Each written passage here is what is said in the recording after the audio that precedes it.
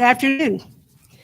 We'll now call the September meeting of the Tennessee Fish and Wildlife to order. My name is Angie Box. I have the privilege of serving as the chair of the commission. This time, I'd like to welcome our guests and visitors we have with us today. Clarence and Laura Dyes, the committed couple, thank you so much. Tony Silvers, thank you for being here. Clay Young and Crystal Young. Dennis Tumlin, the Department of Tourism, thank you, sir. Jim Jackson, thank you for being here, and Benson Kinsey. All right, great. Thank you all for being here. We're excited to be at Fall Creek Falls. It is gorgeous. So I'd like to recognize Commissioner Salyers, Governor Lee, and the members of the General Assembly on their committed leadership on this wonderful place and making state parks in Tennessee just beautiful. So we appreciate what they've done. With that, I believe we're going to ask Ms. Dept to call the roll.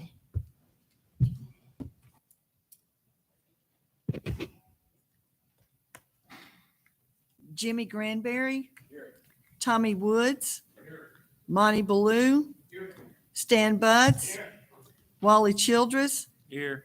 Bill Cox, Chris Devaney, Chip Saltzman, Steve Jones, Brian McLaren, Kent Woods,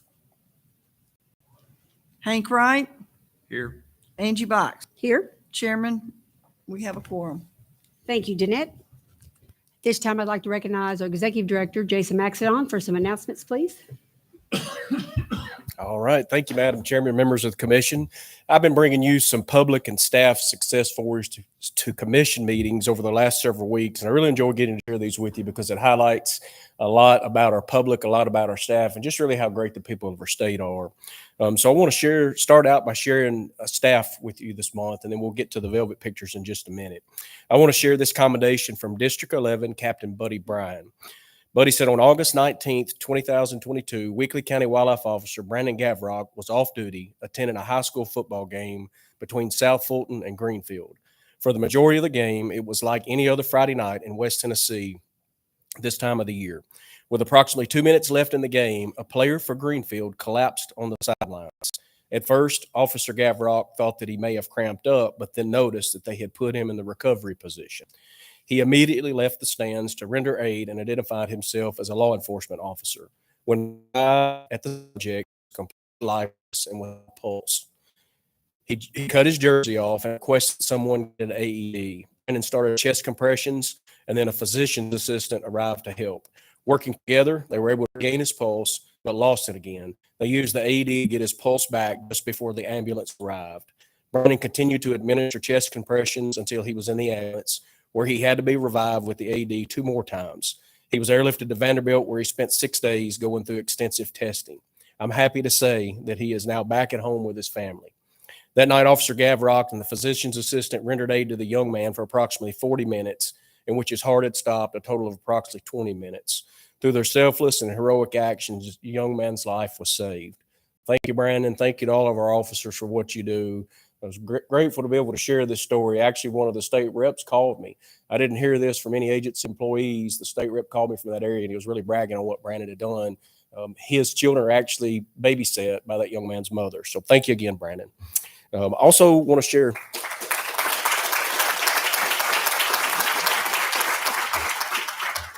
Here in just a few minutes, Assistant Chief Steph Karns is going to come up and share the August hunt results with you.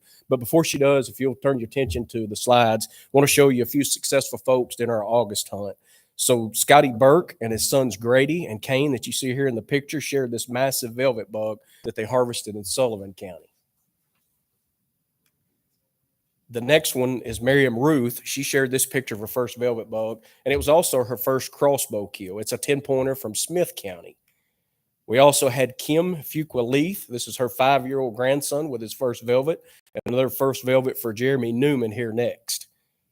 At last but not least, on this section of it, I've got one more to show you after this, but Andrew Stroud shared this 11-point buck with us. It's his first velvet and his first buck ever. So congratulations to them. The last one, you might recognize a picture of there. That's our own Madam Chairman Box. She got this nice buck over in Madison County. So congratulations, Chairman Box, and congratulations to all the folks that harbored these velvet steer. Glad to share these. This was one of our new seasons that we started several years ago that a lot of people have really enjoyed getting out early on and harvesting these animals. So congratulations to all them. Have another one to show you. So in 2019, Joe Greenwell shared this photo of his grandson with us and said, "Thank you for letting us pawpaws give our grandson something to remember by us by after we're gone."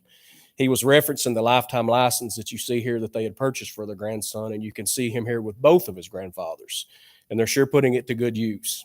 Here he is with his dip net, got him a little bluegill in there. So this was meant to be able to show just how much fun that he's actually having there and getting out with them. I think a lot of us can relate to the feeling of being out hunting and fishing with our grandparents and how special that time has been for many of us. This next slide is going to be a ribbon cutting ceremony at Watauga Lake Boat Ramp. And Little Cason is going to be able to have even more success and opportunities there at Watauga Lake because we just cut this ribbon there for the new boat ramp, and that was on September the 9th. The neat thing about this project is there were a lot of partners to be able to be involved in this project to be able to get this done. So I want to recognize the city of Elizabethton, TVA, and TDOT for all their contributions to be able to put a nice access area in there for our sportsmen. Madam Chair, I also want to recognize an employee that is going to be leaving us. It's a sad day for the TWR agency family. All of you know Steph Karns. And Steph, do you mind standing up with us for just a second? So Steph, we just want to thank you for your service to the agency. Steph is our assistant chief over our species section of the wildlife division. Steph has done an excellent job leading this division. She's really been instrumental in doing several things there with the leadership of that staff. She's also led us in our CWD efforts and our fight on CWD. So Steph, thank you for what you've done. We're really going to miss you. Let's give her a round of applause.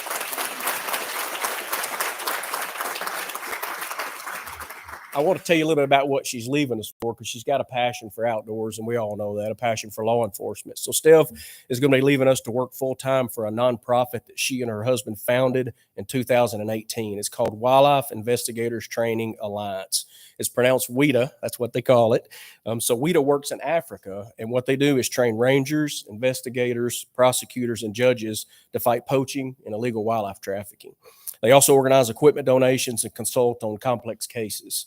Steph has dreamed of working with African wildlife since she was 5, so it's a dream that's come true for her to experience fighting wildlife crime with people on the front lines protecting African wildlife. Again, thank you, Stephanie. That's all, Madam Chairman. Thank you, Director. Stephanie, we're going to miss you. Thank you so much for everything. You've been a great employee and key in CWD, so I appreciate that. Let's see what is next. Do we have any further announcements from the commission? Any announcements from the public? Do we have time for us to listen to Stephanie and tell us what she's going to I do? would love that. It's very Is interesting. that okay? Put you on the spot for a second? Thank you. That'd be great. You want to come? Sure. Or either one. Yeah, thank you.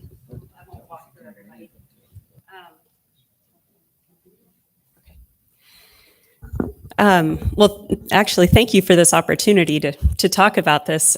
So my husband, Sean, and I formed Wildlife Investigators Training Alliance in 2018.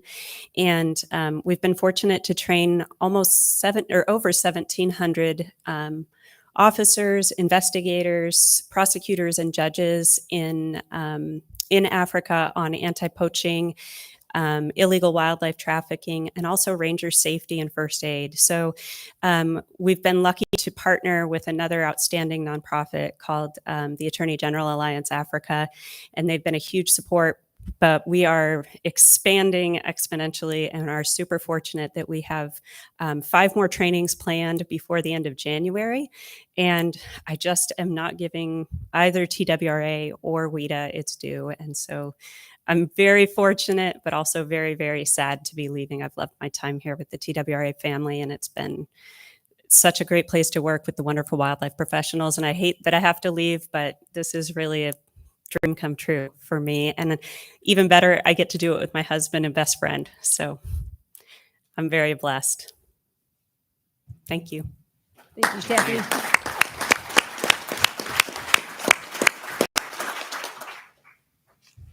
All right. This time I'd like to call on Commissioner Jimmy Granbery, who is taking the place for Commissioner Jones, who's out of town. Thank you, sir. Thank you, Chairman Box. We'll call Stephanie back to the microphone to give us an update on the preliminary harvest report for the August velvet season. Get my steps in this hour. That's right. Okay, let me make sure I know how to operate everything. This will just be a brief update on the August deer hunt. Let's see. So I always, whenever we give harvest data and we talk about which unit was this and what total was that, I always go, what the heck year did that change from this unit to that unit? So really quickly, I'm just going to go through this, but you'll be able to reference it. So in 2018, here are the August hunting units and the methods of take. So during the August hunt in 2018, which was the first year, you could only hunt with a bow and only on private land. That was the back button.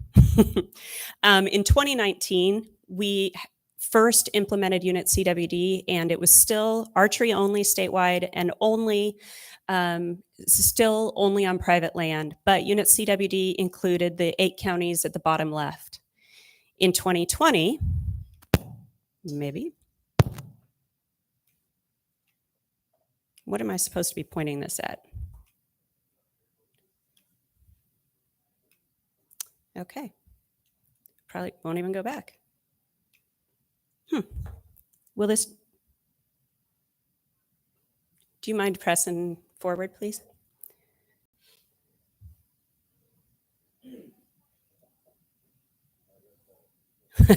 Just kidding. I'm not going to be quick.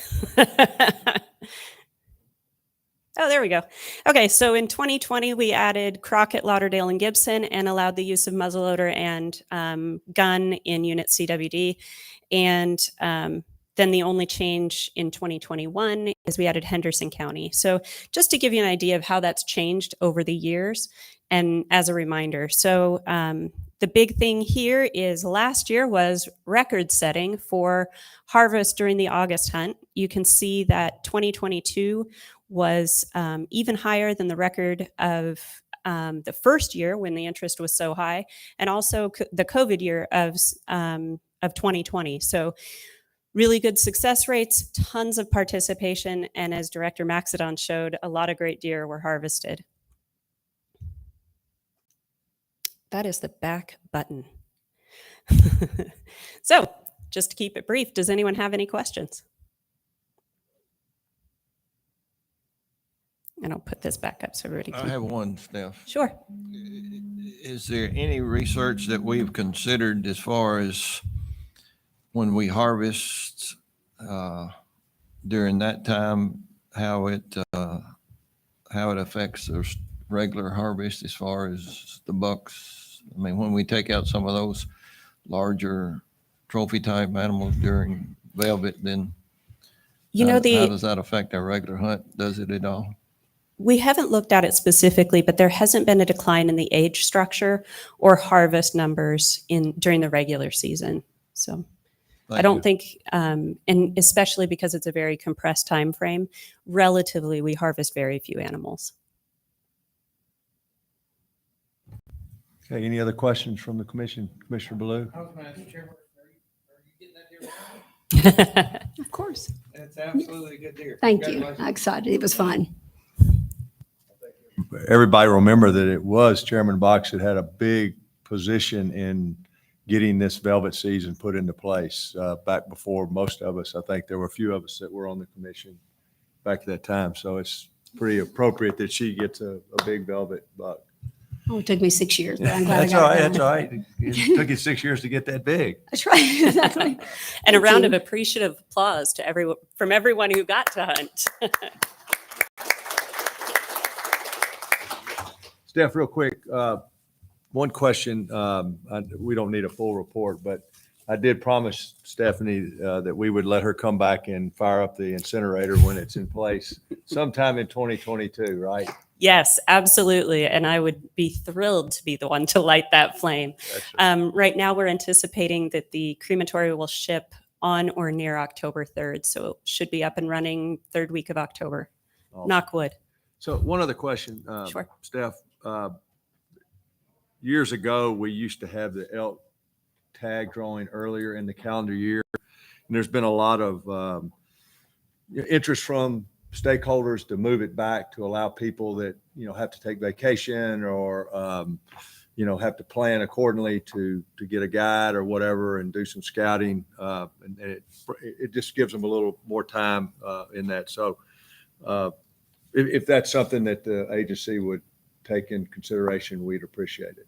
Absolutely. I think that's definitely something that we'll consider to try and accommodate a little bit more flexibility and time for those hunters, because that's a tag of a lifetime for sure. That's right.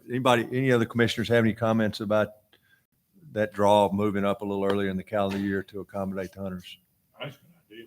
I think it will affect the lottery, the draw, but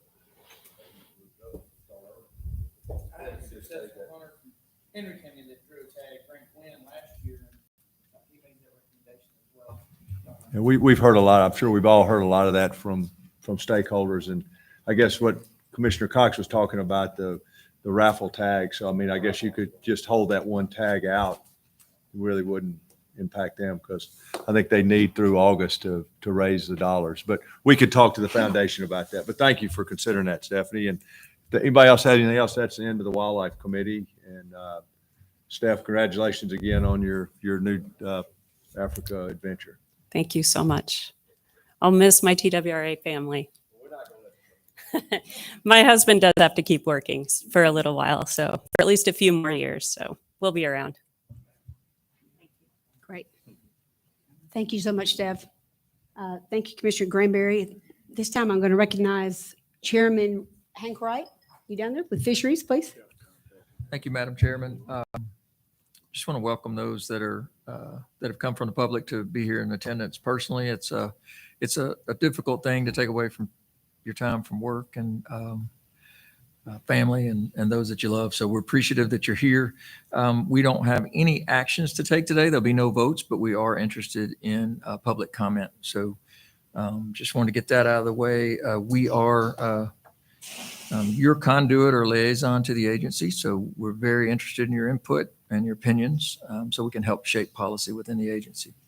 With that said, I want to recognize Dennis Tumlin from State Department of Tourism has a presentation for us.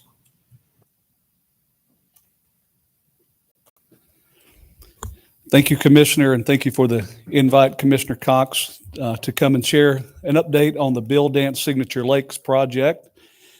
And I'll do a little bit of a recap for those that may not be real familiar with what we're talking about. Back in December, a big project was announced, a multi-acre project, the Department of Development, Tennessee State Parks, TWRA, and the Governor's Office about branding 18 lakes across Tennessee as Bill Dance Signature Lakes. And those lakes will show improvement both under the water and above the water, a multi-agency initiative where a lot of work went.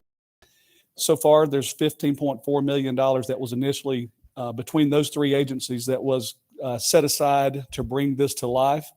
And it without the multi-agency commitment. So thank you all, Commission. I'm going to give you all an update on where we stand. Just last week, we had a steering committee. There's about 13 members or so of a steering committee that we meet periodically between these agencies and talk about moving this project down the road.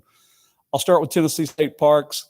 It's funny, we're here at a really great state park, and I get to update you on state parks, the progress that they've made. But Bill Dance Initiative, they have $1.9 million of work that is under contract and moving to the end of this that will show you some of the work that they've completed.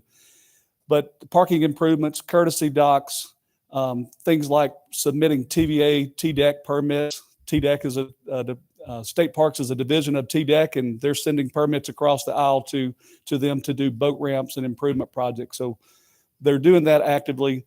State Parks has requested some assistance from TVA to expedite permits because we want to get this project to the streets, and TVA is working with them to expedite permits the best they can.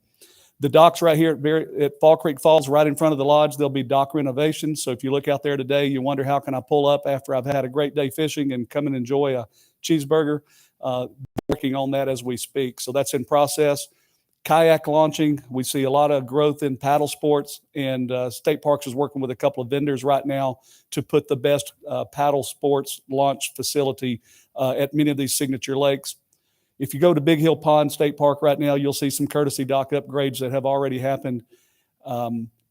Since we met last, we've got a new deputy commissioner at Tennessee State Parks. Greer Tidwell has been appointed. We have met with him, given him the brief on this project, and brought him up to speed. I'm proud to announce he's very supportive and an angler himself, and very excited about this project. So we have alignment from top to bottom on this. And we always ask in these steering committees, what are the log jams? What are the roadblocks that are stopping you from moving forward? And procurement is just always a process to get things through procurement. And so we are looking at a meeting with the Department of Finance and Administration on how to streamline procurement to help these things get out of the log pile of procurement process. So that's a state park. Let me show you a couple of pictures. One of the key initiatives, we're going to create signature access points on many of these big reservoirs. There's 9 large reservoirs and 9 small reservoirs. The project will offer a uniquely Tennessee experience from everything from families to an avid tournament fisherman. And on these large reservoirs, we want a tournament facility that is conducive to tournaments that will cause a great economic boom for a town. Paris Landing had some opportunities to improve traffic flow on tournament day. If you've ever been there with 200 boats trying to launch or get out, they had some bottlenecks. In this project, to create a signature access point, here are some improvements. Also, a fish cleaning station was added for you folks that go out and catch the crappie and put those fish in your freezer. Again, here's some more access and parking lot improvements at Paris Landing State Park. And then jumping out to Reelfoot Lake, this is Kirby's Pocket access area. If you've ever been there during crappie season or duck season, those folks are parking all over the place and in the mud and getting stuck. And so Kirby's Pocket also has some bottlenecks that will be eliminated. Pavement will be down there in about 4 weeks. And this is all part of that $1.9 million they deployed, shared with us. And if I say something wrong, y'all get to correct me because we're at your meeting. And but this is what we've got.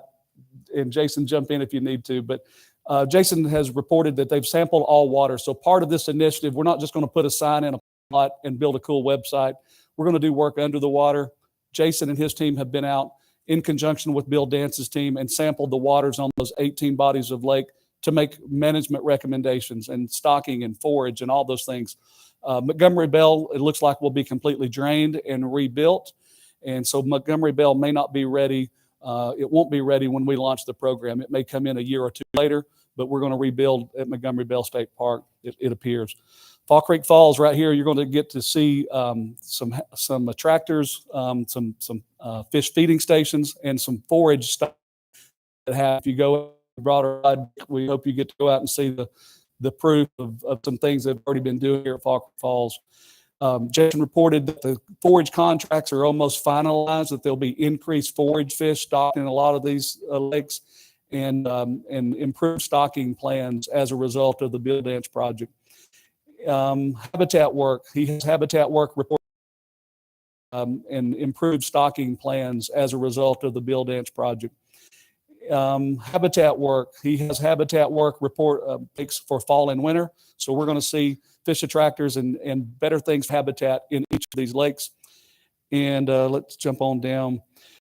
We are working, part of this project is Bill Dance has agreed to have a fisheries consultant that will work, a third-party fishery consultant that will work hand in hand with TWRA to make sure that the latest and greatest technology is deployed to make these lakes as great as they can be for a great experience. And I'll tell you, Jason and Troy are working hand in hand on the data, the science behind this. And I think Jason has some regulations that you'll see, some proposed regulations to better manage these lakes for the Bill Dance project.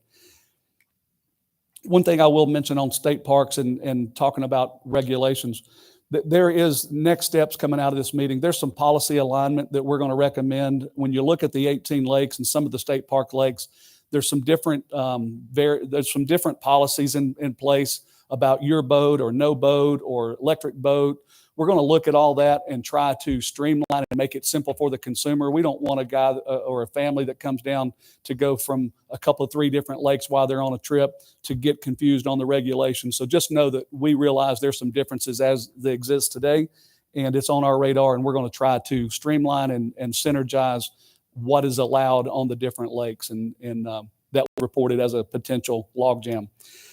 And Herb Parsons, we've announced the project at Herb Parsons. It will be more of a phased approach. The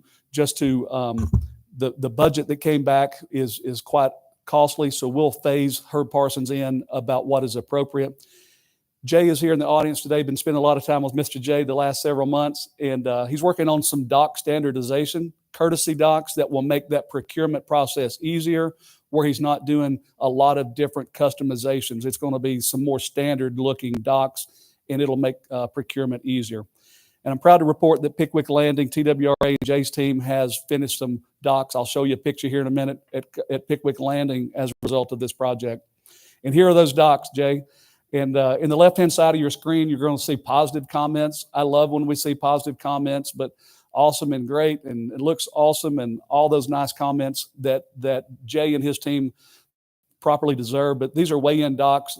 Prior to this, if you had a tournament certain time of the year, that was a muddy bank, and you're trying to figure out how to get to the weigh-in stage and the scales, and you've got mud you got to deal with. But these docks are going to make it, and these are served as a courtesy dock. Fishermen and fisherwomen, families are sitting on these docks at night fishing in the cove, so it's serving multiple purposes, and we're happy that that is in. And thank you, Jay. It's Herb Parsons and this announcement that went out. Approach at Herb Parsons. And I'll give you a tourist development update. We went out, so right out of the gate, we run out development update. We went out, so right out of the gate, we run out and started looking at assets, visiting all these 18 communities and looking at the boat ramps, the courtesy docks, and the facilities. If we're going to invite people from around the world or around the state to come and enjoy a Bill Dance Lake, we want it to have a certain standard. We want your boat to be, your axle not to get broken on your trailer when you launch at a boat ramp. So we went out and toured facilities first before we jumped over into marketing. We have run no consumer-facing public marketing yet. We have been focused on assets. We have also been working on the agreement with Mr. Dance, finalization of the name, image, and likeness, that we want to do this in perpetuity and honor the legacy of Bill Dance. And so we're wrapping up and finalizing the NIL agreement. Marketing teams had a meeting last week talking about a launch strategy where we will build website, we will build branding and logos, and there will be a consumer app that will be developed and launched eventually around this program. We've been out, Jay and I went to Dale Hollow Lake, and Dale Hollow is a unique, if you're familiar with that area, a lot of limestone, a lot of ridges, a lot of hills, and the access points were designed in the 1950s and 60s when the Corps of Engineers built those things. No one had 4-door trucks, and no one had 21-foot, 24-foot boats with double axle trailers when those parking lots were built. So we're looking at a master planning grant. I've reached out to Economic and Community Development. We are seeking a $100,000 master planning grant at Dale Hollow to eventually build a signature access point there on Dale Hollow. It's going to require some moving of some limestone and some reworking of some curbs. It will not be an easy project. But if you think about it, those parking lots that are there have been in place almost 60 to 70 years. They've served the public for 60 or 70 years. If we redo these parking lots right now, they're going to serve for the next 70 to 100 years.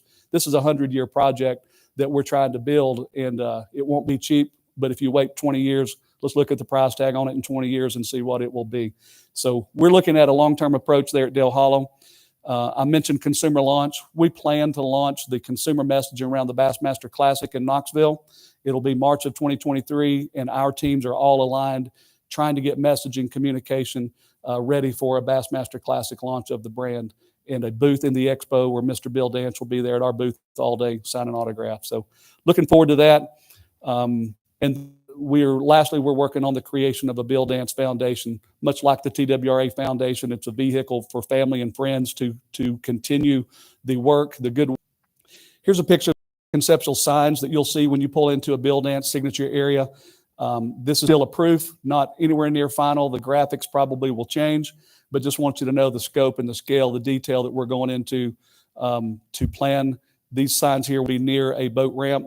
talking about the regulations of that particular lake. But we're working on a signage strategy. TDOT has agreed to put interstate signage, so you'll drive down the interstate, and if you're near Pickwick Lake, the exit that leads you to Pickwick or Douglas or Norris, there's going to be brown and white signage that says exit here for Bill Dance, Signature Lake, Norris Lake, so to say. So TDOT is aligned for TDOT signage.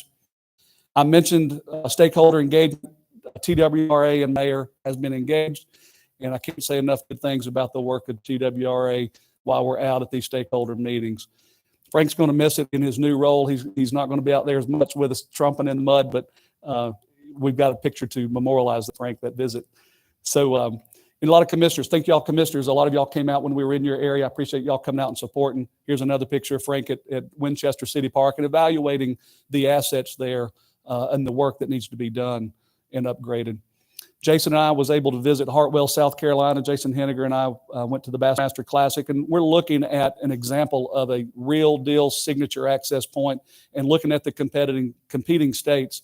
The one on the left is a $6 million facility that was built in Lincoln, Alabama. Corporate sponsorship, city, a lot of different funds came together to build that Lincoln Landing project. A lot of different dollars came together to build Hartwell, South Carolina project. These are the types of facilities that are attracting economic development in these communities. And this is a vision.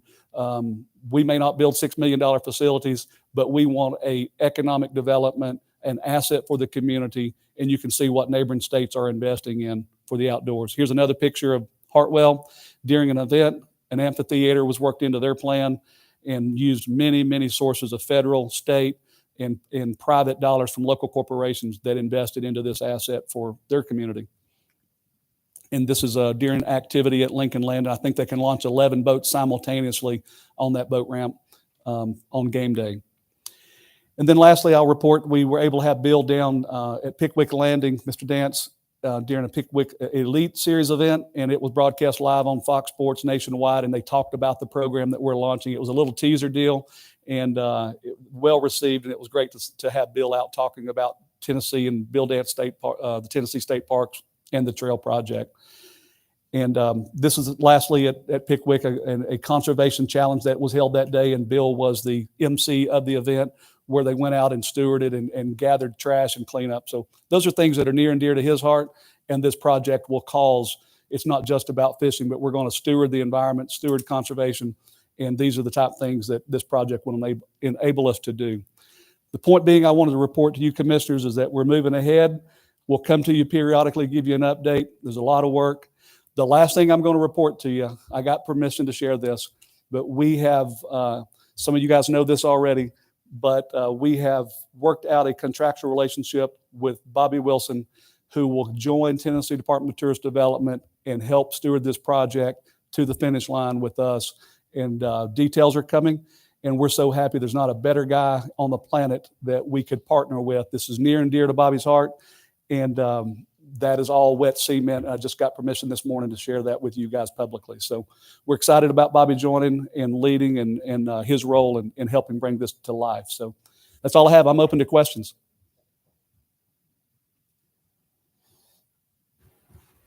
Great report. Thank you, sir. Okay, just Dennis, want to thank you for coming and taking the time out of your schedule to do this. Thank you for your support, the Department of Tourism support. And we're just really grateful for that. We're grateful for Bill Dance and his expertise in learning his name and the agency and all the expertise they bring for this project. And I think it's pretty rare you have a project where all Tennesseans are really excited about it. And I think we're going to get 5 or 10 years down the road and look back at this and go, wow, what a great thing that was accomplished by all. And so anyway, thank you for coming. I wanted to say that, and I'll turn it over to our Madam Chairman for just a moment. I just had a couple comments. I got to brag on you. So 6 years ago, I think I met him. It was my very first meeting at Fish Dayton. And I said, and he presented, and I thought, who is this guy? He's amazing. His name is Dennis Tumlin. So I don't think he has slept since then. I thought this guy's got more energy than anybody I've ever seen. So I I just glad you're here and appreciate your partnership with Commissioner Ezell. Y'all do a great job linking people together. So. If you've met Commissioner Ezell, the guy I work for, he's a little more high strung than I am, and we bounce off each other. That's why So you make a great team. just a notch ahead of Just a me, little bit, and yes. I'm the leveling voice. And I'll say that, Commissioner. I know you're probably watching, but I'm a little more calm than Commissioner. But no, what a great partnership. I'll just tell you that this partnership, this agency initiative that will be announced soon, cross-agency initiative dealing with outdoor recreation. And this project has been referred to commonly over and over as the catalyst that proved multi-agency cross-silo relationships can work. And it's the template that's going to be coming to a greater project that's coming. So this is a catalyst. So thank y'all for letting us do that. Thank you so much. Thank y'all. Chairman Wright. Commissioner Cox? did you have a comment? Thank you, Dennis. I'm really encouraged, and especially the last two slides. I wasn't going to comment on it, but we've talked, and Commissioner Granbery has mentioned this 2 or 3 times, that this is a kind of a big deal and we need to do it right. And those 2 slides I had not seen before, that these 2 other places had taken advantage of their lake assets and put in an amphitheater and all the assets that they did. They get it. And Dennis, I think you're headed toward doing it right and cooperating with multi-agencies, and hopefully the underwater cooperation is going to be there. That's the most important part. So I think it's great. Thanks for the update. If we have time, I would like for Tim Broadbent, and I appreciate you coming. I'm sorry I didn't warn you. Would it be all right if he took about 5 minutes and gave us a rundown on Herb Parsons? I'd like to know what your plan is for, you've let the water out of it. It's grown up, and just describe kind of what the plan is to do the structure work on the bottom. If you just give a little, can you do that, or you got somebody else? All right, that'd be great, because it's expensive, but I get a lot of calls because the fishermen go out there, they see it. What are they going to do? And are they going to put equipment in it, or, all that kind of stuff. So if you take just a minute and do that for the public consumption, I'd appreciate it. Commissioner Wright, if you want to go ahead and call the podium and give this update. Calling Jason Henegar to the podium. Broadbent, I was trying to get you up here. I'm can't- sorry. I can't run like Stephanie does. So to get to Commissioner Cox's question, we've pulled the lake level down at Herb Parsons about 6.5 feet.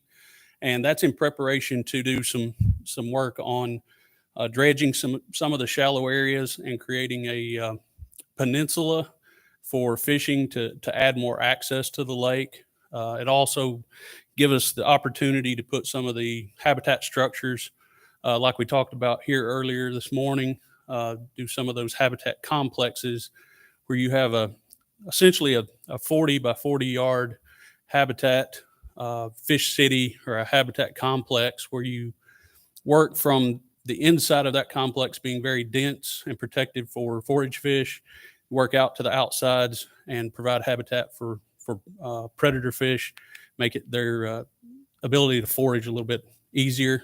So you can hopefully have an effect on the fish population with these habitat complexes. You're, excuse me, you're providing habitat for really multiple stages of those fish's life, instead of just an attractor for some fishermen to come fish around for a little while, and fish may be there or may not be. So it's a more intense version of management for habitat. And so that's some of the things that we're doing there at Herb Parsons, and drawing the lake down allows us to do that. Do you think you're going to be able to get, how far out off the bank will you be able to get? How dry is it out there? We'll, as far as habitat goes, we will do some of that when the lake levels are back up. We can always drop some of the habitat from boat. I've not personally been down there to see where the lake after it's been drawn down. I have spoken with Damon down there, the lake manager, and he feels like they're going to try to pull it down maybe another couple of feet and over the fall and winter. And he feels like they can get a lot of the work that they need to get done down there.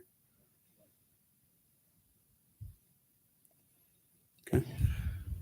I just want to add one thing to Dennis's presentation. He had spoke on Montgomery Bell State Park and some of the plans we have there. We're actually looking at 2 lakes at Montgomery Bell, looking at Woodhaven Lake as a trophy bass management lake.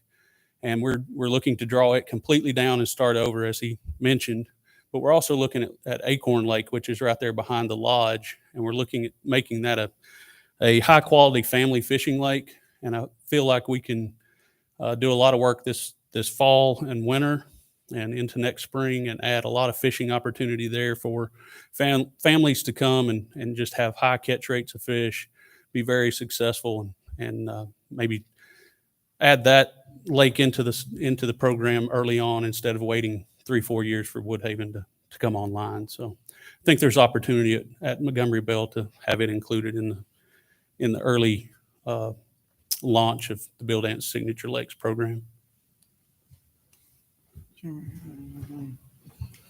I had one question. Is the Carroll County lake, is it, how are we on everything else as far as issuing dock? I got a call a couple weeks ago about, I know we'd frozen that. And when are we looking at unfreezing that so we can reissue the dock permits or the campground or the total? Who's going to be the point of contact on that? Since I know we've had some personnel changes, who's taking the reins on that project and running with it? And I would like to commend the agency for doing everything they did to get the financials on that worked out a couple of weeks ago. I know TWA and state government as a whole went above and beyond so we could take that and get that squared away for that Carroll County and city of Huntington. So thank you for that. But who's going to be in charge of the totality of the rest of the project now? Well, I think that right now currently it's a mix of Deputy Director Fiss and myself and several others in the agency. The presentation I'll give today will touch on some of the things that we have to do to bring Lake Alfred, aka Carroll County Thousand Acre Lake, into the TWRA system so we have authority over a lot of the things that goes on there. So I'll touch on that in Sportfish Proclamation and also in Rulemaking. And then those will be voted on in December. So it'll be that process. We're still trying to figure out some of the details on dock permitting and things like that. It's looking like right now that none of that we won't be able to take any payment for dock fees and do things like that until July 1, just in the rulemaking process. It's going to limit us to the July 1 date. And the only thing I had was I'd commend, since we're talking about Bill Dance, we've got the Mississippi River Bill Dance Monster Tournament this coming Saturday, and TWA, Mr. Brummett, plays a large role in releasing the catfish down there that day, and it's a really shines a good spotlight on TWRA and being community involved in that tournament. It's a big deal. It's a big deal for Bill Dance. It's a big deal for the catfishing community. So thanks to TWRA for making the efforts that you all do to make that tournament a success. Thank you. Any other commissioners with questions for Jason? Okay, if you remain at the podium, Jason, just what we have today with Fisheries Committee would be presentations on 2 different rule change previews. They're just previews. There will be no voting today, no action taken. And we'll divide these up if that's okay, Jason, just one at a time, because after he's finished with his first, the sport fishing changes preview, then we will ask the commissioners to comment or ask questions for Jason, and then we'll allow the public to comment, but I'll open that period up at that time. Go ahead, Jason. Thank you, Commissioner Wright. So I'll start today with the proposed amendments to the Sport Fishing Proclamation. These are just proposals at this point. Just presenting these for preview. We'll have a couple months of comment period following today's meeting, and then we expect those to be voted on in December. So the first thing we have is really just a housekeeping issue.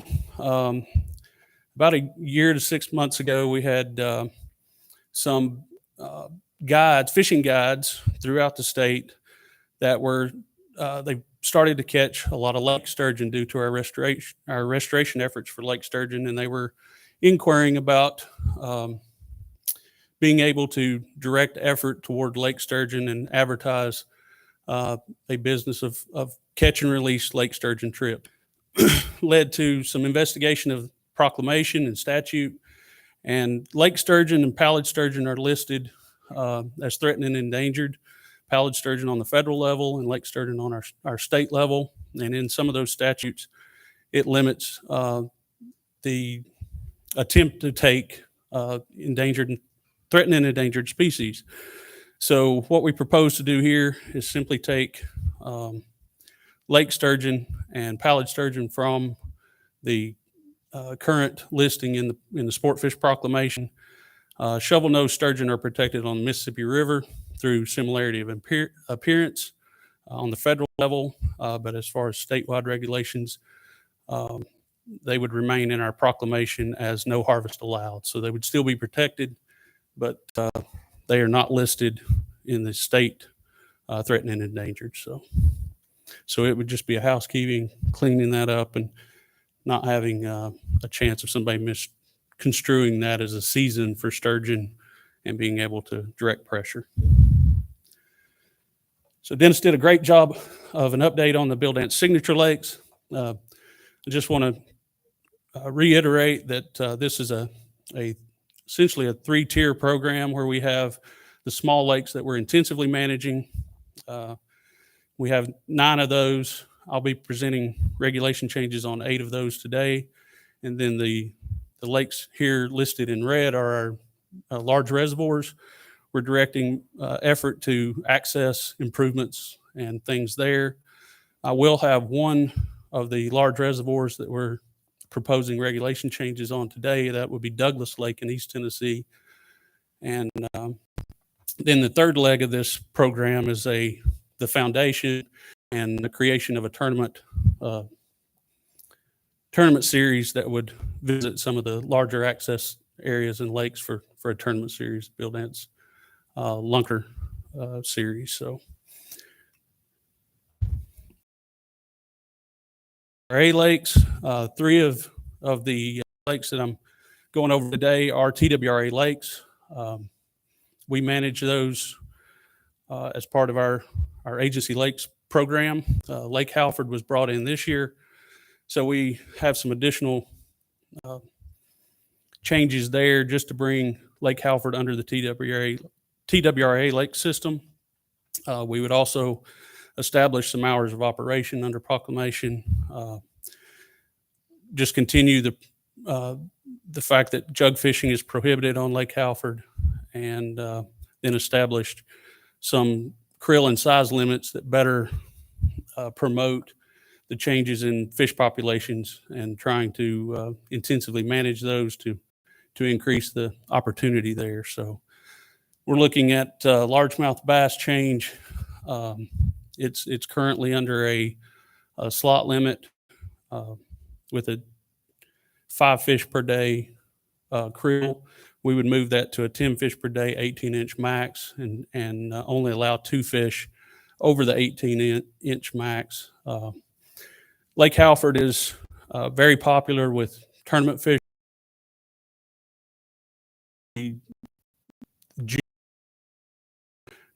Has been there for the past several years, so we want to allow a little more harvest to allow those kids to weigh in the best bag at the end of the day. So we're going to allow 2 fish. Those tournaments are usually team tournaments, so it would allow 4 of the larger fish to be weighed in at the end of the day, and then we could finish that bag out with 1 fish under 18. Bluegill and red ear, the real limit there now is 20 fish per day.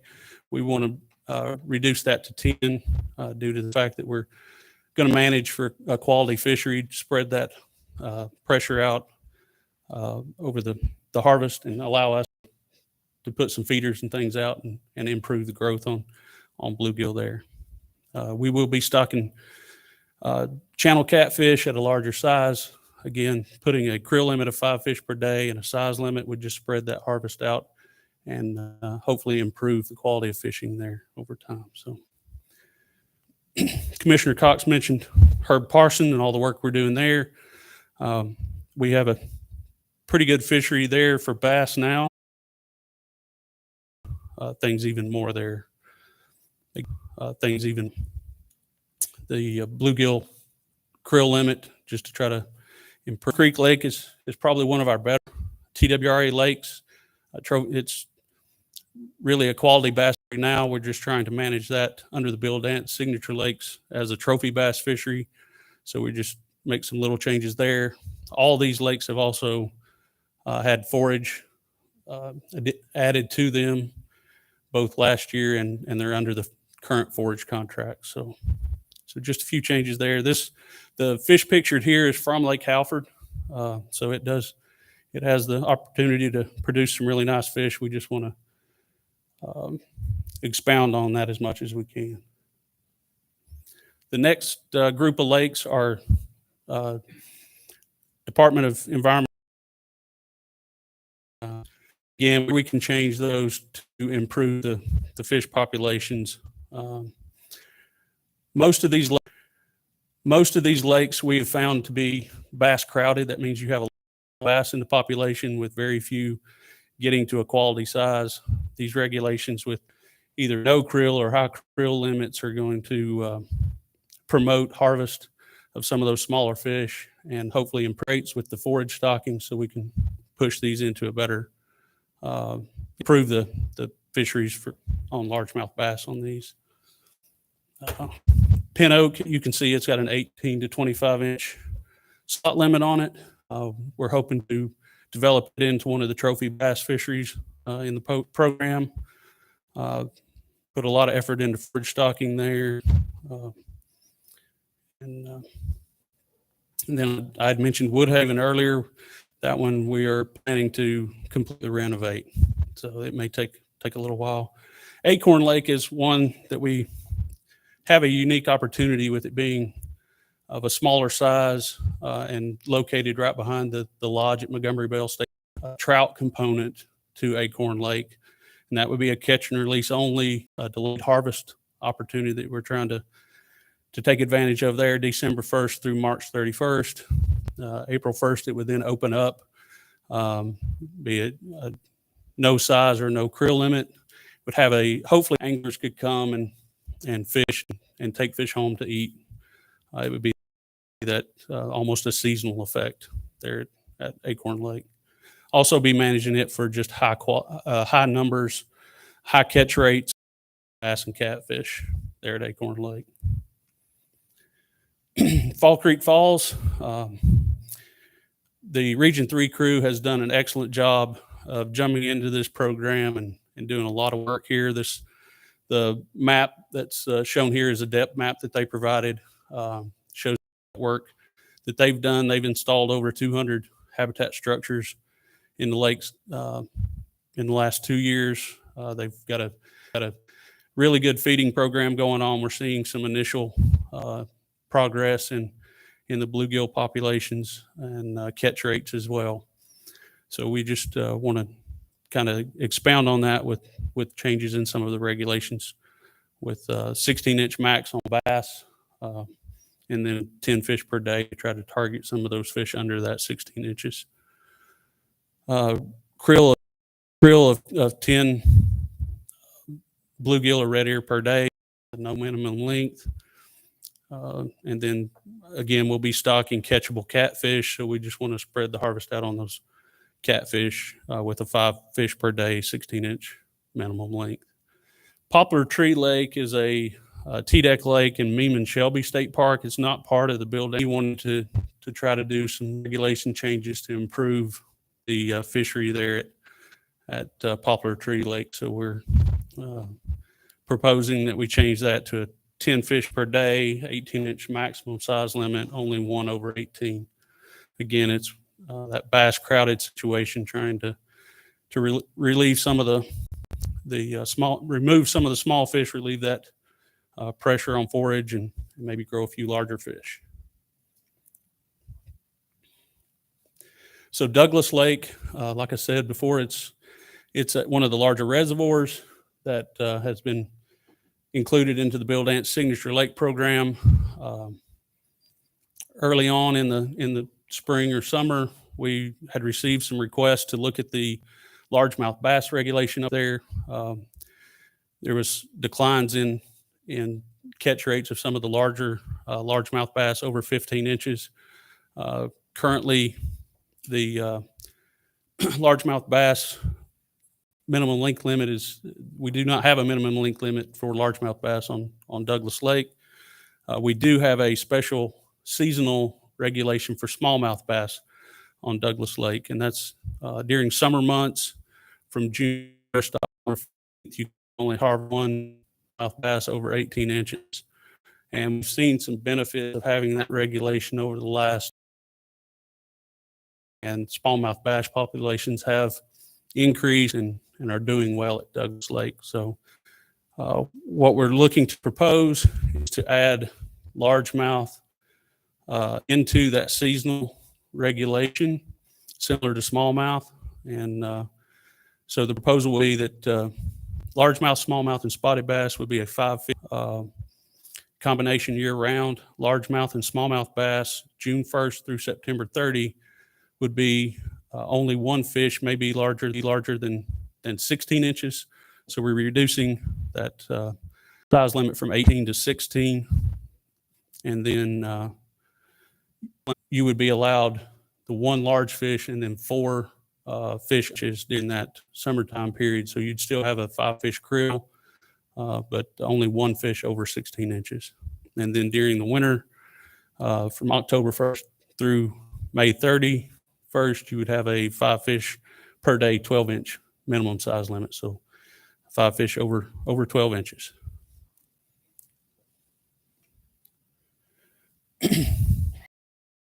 So the next proposed regulation change would be to sport fishing trot lines. And this proposal is really just to bring our sport fishing trot lines in line with what we've had for commercial fishing for quite a while. We would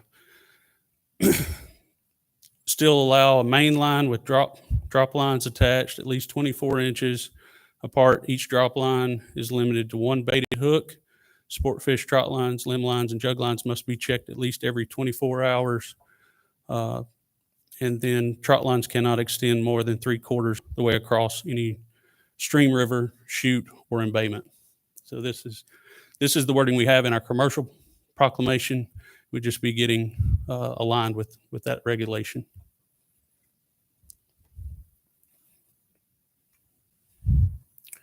Another housekeeping issue for sport fish proclamation would be reservoir boundaries. There's just was some added language that was needed to define reservoirs on the Tennessee and Cumberland rivers. For example, Kentucky Lake includes the Tennessee River from the Tennessee-Kentucky state line to Pickwick Dam.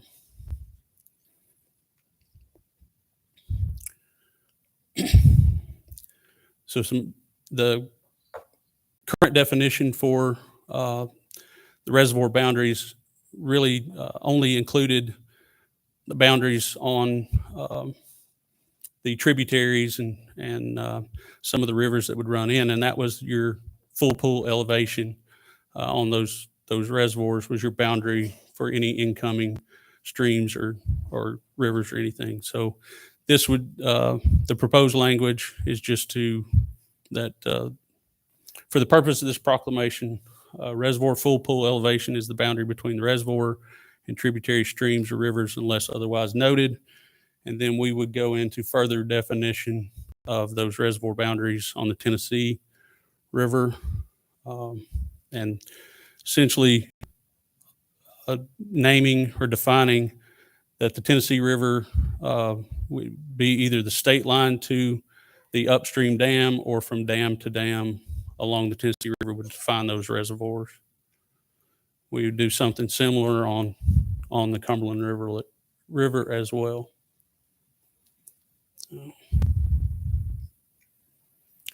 And with that is the proposed regulation changes to the sport fish proclamation. Dennis, thank you very much. The next step in this preview process will be opened up to comments and questions from commissioners. I think Commissioner Blue had a question or comment. Yeah, Dennis, hey, just three quick things. One, Lake Halford, are we going to do anything major changes on the hours of operation? I know it didn't mention the times on it, or we pretty much going to stay the same as it is now? Right now, we're looking at staying the same, just Staying the continuing what the current hours of operation are. Right. Second question on the sturgeon, the endangered sturgeon. I know I've talked to Clay about it and a few other commercial fishermen, and I was told at one point in time we had U.S. Fish and Wildlife were going to come here and maybe make a presentation or talk to us about on it. Are they going to? Is there any plans of that, or if we invited them, or can we invite them, or?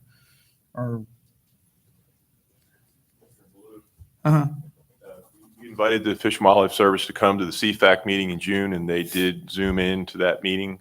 And at that meeting, there was a request for us to prepare a letter to the Fish and Wildlife Service asking about what they could do for a sturgeon harvest.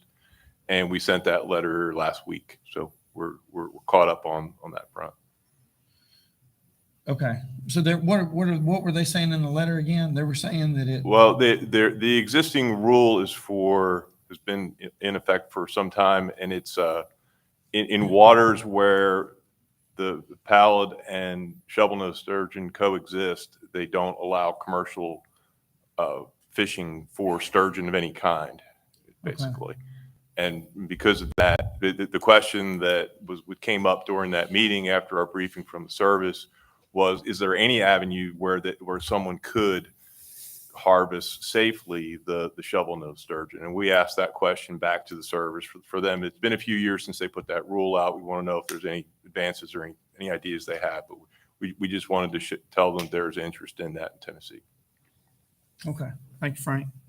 And the last question I had was on the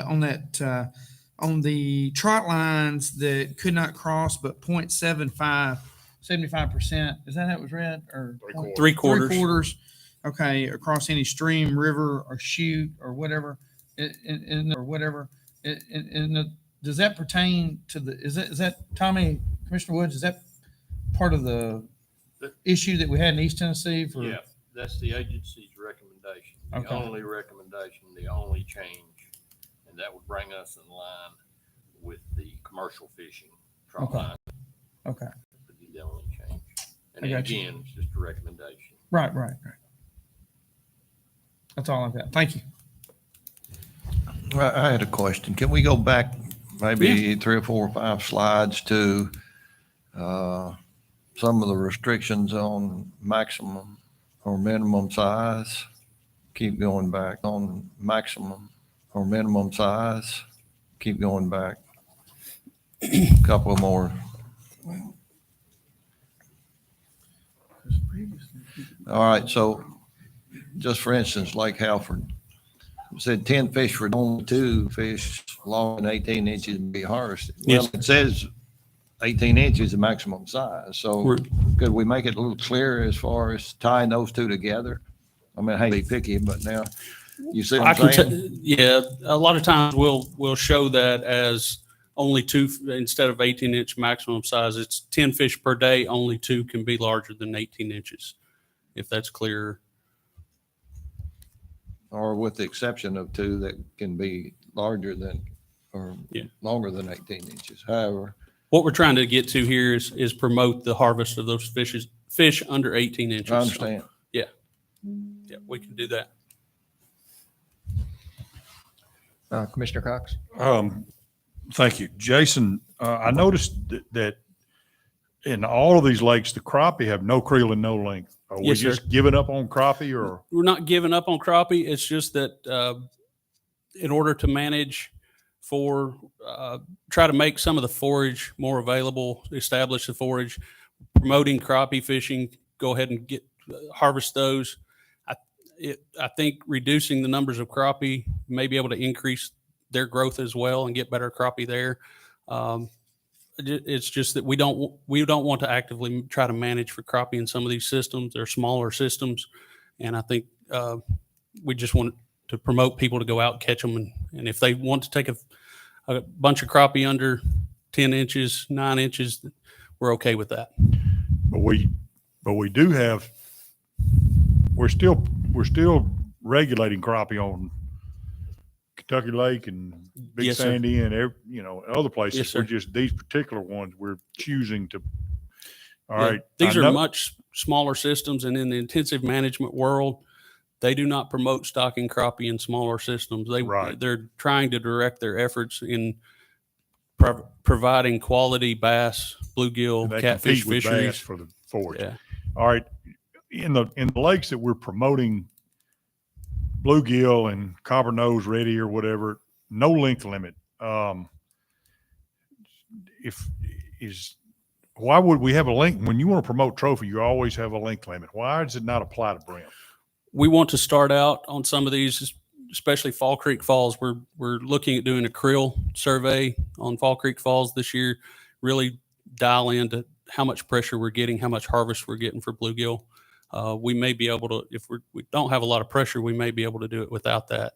And if it keep people from having to measure every bluegill they caught, it may be easier, be simpler for the angler. I got It's you. just something we don't do a lot of, is put a minimum size limit on bluegill. All right, So, and on the trophy bass lakes, Pin Oak or Browns Creek or whichever, will you have at some point, do you think you'd have a mandatory or no cull for smaller fish to take fish out at some point? Possibly. And then the other thing we're looking at is actually going out and actively take fish out with electrofishing as a management strategy from the agency. Good. And the map we showed, and we talked about this morning to hope to make it interactive, are you going to try to do that on all the lakes in Tennessee, starting with Bill Dance Lake Trail lakes, or is that hopefully going to be you and I have discussed that, but is that going to be something we're going to work on? The plan right now is to have these maps created by the agency for all the Bill Dance small lakes, the 8 small lakes that we have. A lot of this information is out there in the general public from companies that you can download and put in your fish finders and GPS units on your boats. We will see if we can come up with a way to share some of that information on our website, make it available to more readily available to anglers for the rest of the lakes in the state. But right now, the plan is just to do these small lakes in-house. They're manageable. We can do those and have that available hopefully by the first of next year. Good. Thanks. Any other questions from commissioners? Comments? And while I've got you, I have one, and that is, some of these smaller lakes like Herb Parsons, is there any consideration given, and can we look into potentially having that on the bass component, catch and release, or just nothing over a certain size to create a better bass fishing experience? I only ask that knowing very little, but I only ask that because bass fishermen seem to be more, a higher percentage of those are catch and release anyway. Right. Yeah. A lot of times on these smaller lakes, we're really going to have a challenge because a lot of the bass fishermen are catch and release only. We need to try to remove some of those fish and smaller fish from those. For instance, that's a 18 to 25 inch size limit. We need to encourage harvest below that 18 inches in order to get some more of those fish, get them the resources available to get into that 18 to 25 where we can provide the protection and grow them out into those trophy fish. So I think our regulations right now that we're seeing really good results at Herb Parsons. We've got that slot limit will help us a lot down there. We may need to earn a bass program there. 12 inches and under. There's going to be what's kind of voodoo to keep a bass down, and maybe some explaining what we're trying to do and encouraging them to take them. If no further comments or questions, the next step would be this preview of sport fishing changes to the public for public comment. And so what we'd like to do is do that soon in just a moment, but some ground rules. We'd like for you to limit your comments to 3 minutes. Please be concise and get your point across. The second is we'd like unique content. So if you're going to step up and say the exact same thing the person did in front of you, please state your name and where you're from, your address. And if you don't mind, just say, I feel exactly like this person for the, and if you have anything different, we want that content. We're very appreciative that each of you are here. So state your name, state your address, and then we'll open it up for public comment at this time.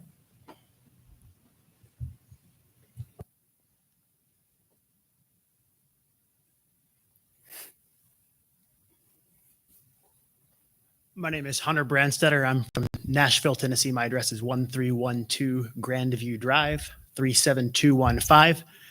In my sporting life, I have the habit of wearing many hats: an angler, a floater, a hunter occasionally, as my name might imply. But I'm here now on behalf of the American Canoe Association's Tennessee chapter to encourage further revisions to the trot line regulations that the TWRA is considering. As they stand now, Tennessee's trot line regs are candidly quite old. And what we're advocating for is updating the regulations in a way that not only makes it safe and workable for anyone who is floating or paddling Tennessee's rivers. As we know, there's been a dramatic increase in that in the last several years, but also that makes it workable for anglers in a way that lets them continue to take fish, but do it in a way that keeps things safe and that minimizes user group conflict. So I would encourage the commission to testimony, but to the extent we can, some expert testimony from water safety experts to look at what's the best way to minimize disruption and change while maximizing safety for all the river group users. Thank you. Hunter, thank you. Any commissioners?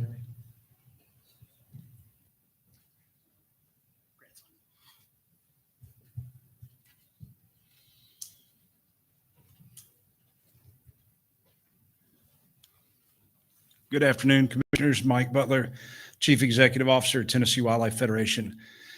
One of the things that we want to make clear to the Commission is our interest in the trot line issue and the fact that we believe there's very little, if no evidence at all, that we've been able to find regarding this technique interfering with paddlers at all.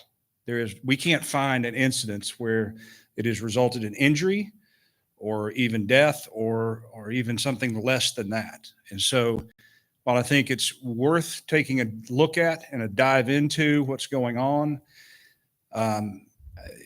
we want to make sure that the fishermen of the state that we represent have voice at the table to really think through this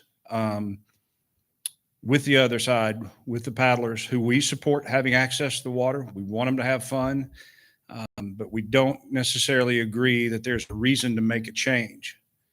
That being said, there are a lot of things we think we can work together with the other side on, and we'd be glad to sit down and do that. And we actually have back channels already open and conversations taking place to that effect. But we wanted to get on the record and be very clear. Our position is that right now we don't see any issues or concerns that have cropped up. We do think that people need to be following the rules that are on the books, and they need to be checking those trot lines and jugs and limb lines every day. And we're open for discussion and happy to sit down, but just wanted to kind of get that on the record so that as we start into these discussions and moving this direction, it's pretty clear that we would like a seat at the table for those discussions. Thank you. And if I could clarify before the next speaker, if we just have your name, your full name, and your hometown. We don't need your address. I apologize, Hunter. It's all right, let's do it.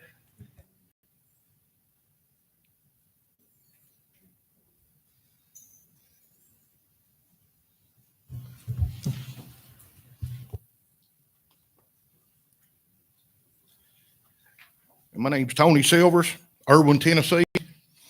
And there's been a lot of issues with the trot lines up in Irwin and Unicoi County.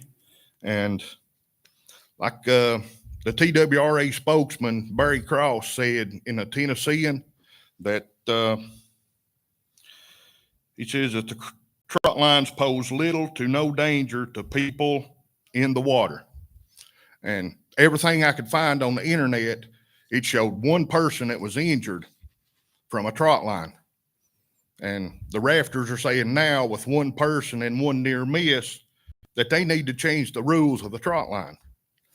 Well, when you go and look, and in 2018, there was 254 accidents involving kayaks, and 128 died and 120 injured. You're more likely to be killed in a kayak accident than you are just injured. So maybe the kayakers need to change what they're doing instead of trying to change the things that the fishermen are doing. Because everyone I've ever talked to knows no one that's ever been injured from a trot line, except maybe the few occasional that's putting it in and hooked themselves. But nobody knows anyone else. So I just think we should leave the trot line rules alone and check on what the kayakers need to do to work around it. Thank you, Tony. Any other public input on this preview? Clay Young with North American Caviar, Paris, Tennessee. I'm just going to kind of give you a little rundown on the commercial law on these. Pretty much Louisiana, Mississippi, Arkansas, Kentucky, Missouri, Illinois, all the way up to Ohio and Iowa, their regulations are the same as ours on trot lines. So what we use for commercial, which kind of went to exactly like the sport fishing you're changing, that goes for about 14 or 15 states up along, the Mississippi and Ohio River and stuff. So. And I'm going to pass it to our Madam Chairman Box. Did you have any announcements or do we need a break for just a moment? There's no more public comment. Make sure we don't miss anybody. Well, it'd be time for a break. We have one more short. Go ahead and take a 5-minute break. Is that okay? All right. 5-minute break. Be back at 2:25.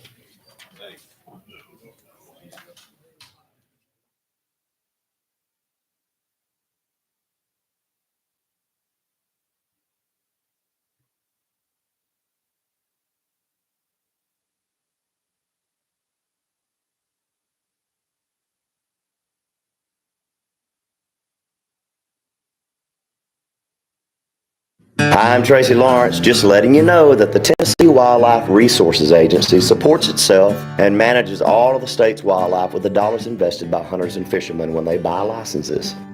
If you've never bought a license, but appreciate the abundant wildlife we enjoy in this state, I encourage you to do it. Start with the Type 01. It's a great investment in Tennessee wildlife. Learn more at tnwildlife.org. Buy your license today at GoOutdoorsTennessee.com. I'm Matt Cameron with this week's TWRA Tip from the Tailgate. East Tennessee is black bear country, and I want to remind you of a few things to help you be bear wise. Number one, don't feed the bears. There's a good reason for the old sayings, garbage kills bears, and a fed bear is a dead bear. Bears that are habituated to unnatural foods have a relatively short lifespan. Do your part by restricting their access to garbage, pet food, bird seed, and never, ever intentionally feed a bear. Number two, lock your vehicles, roll up the windows, and don't leave anything inside that smells like food, including empty food containers or bags. Black bears are smart and deliberate animals, and many have learned how to open car doors and even enter homes. Number three, bears are best viewed from a distance. Never approach them, carry bear spray while hiking, and be loud and aggressive if a bear approaches you. Let's all do our part to keep bears wild and keep them alive. The first archery-only elk hunt. So this is a really special hunt. It's a unique hunt. Well, I heard about it when they first started up. I was really happy to hear that they were going to start an elk hunt up, and I started applying immediately. And when I saw the bow hunt, it was that's who I am. I love to bow hunt. Being able to call in an 800-pound bull to archery range is just we were hunting in hills like Kentucky has. It was pretty rugged. I was wore out after day one. It wasn't so bad going in. Everything was downhill, going through field after field and down the hills and things. But boy, when we started out after the first hill, I was pretty much zapped. East Tennessee elk hunting, just like any type of hunting, deer, especially turkey, any animal that you're trying to call, you have to locate them first. And up here, we don't have a lot of fields that the elk are using right now. This management area is the terrain, right? It is so steep, and it's kind of like turkey hunting. You may hear a bull bugle, but getting there is tough. You know, and because of the terrain, we're not able to put in these huge expansive fields like you might see in the West, where you see elk in meadows and stuff. And we just don't have many flat spaces to do that. But the elk are bugling pretty good right now. They're kind of keying in, seem to be on acorns a little bit. We're seeing them some in fields.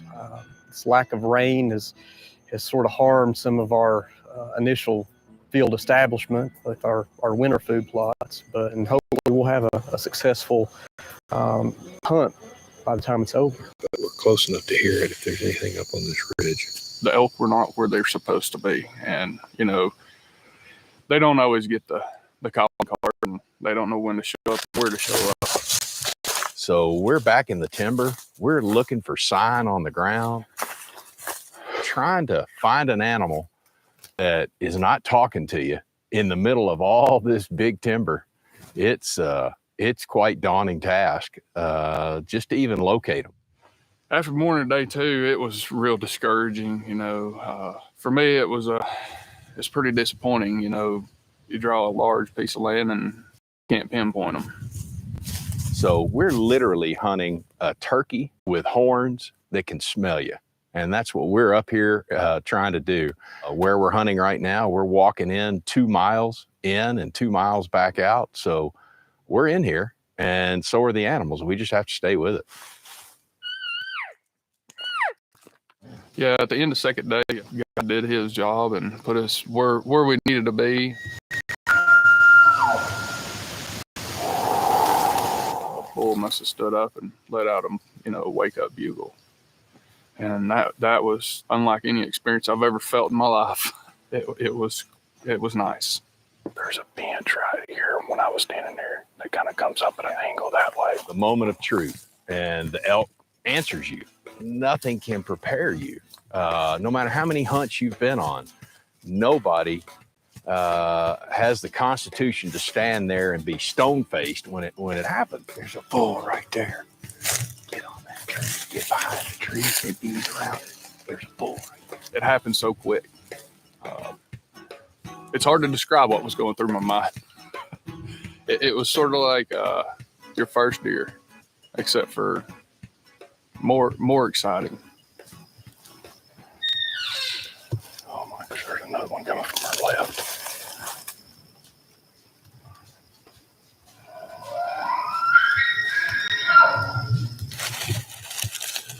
Oh my God.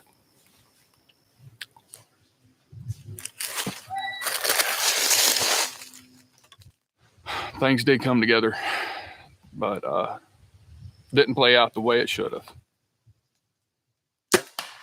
Oh my God, I just missed.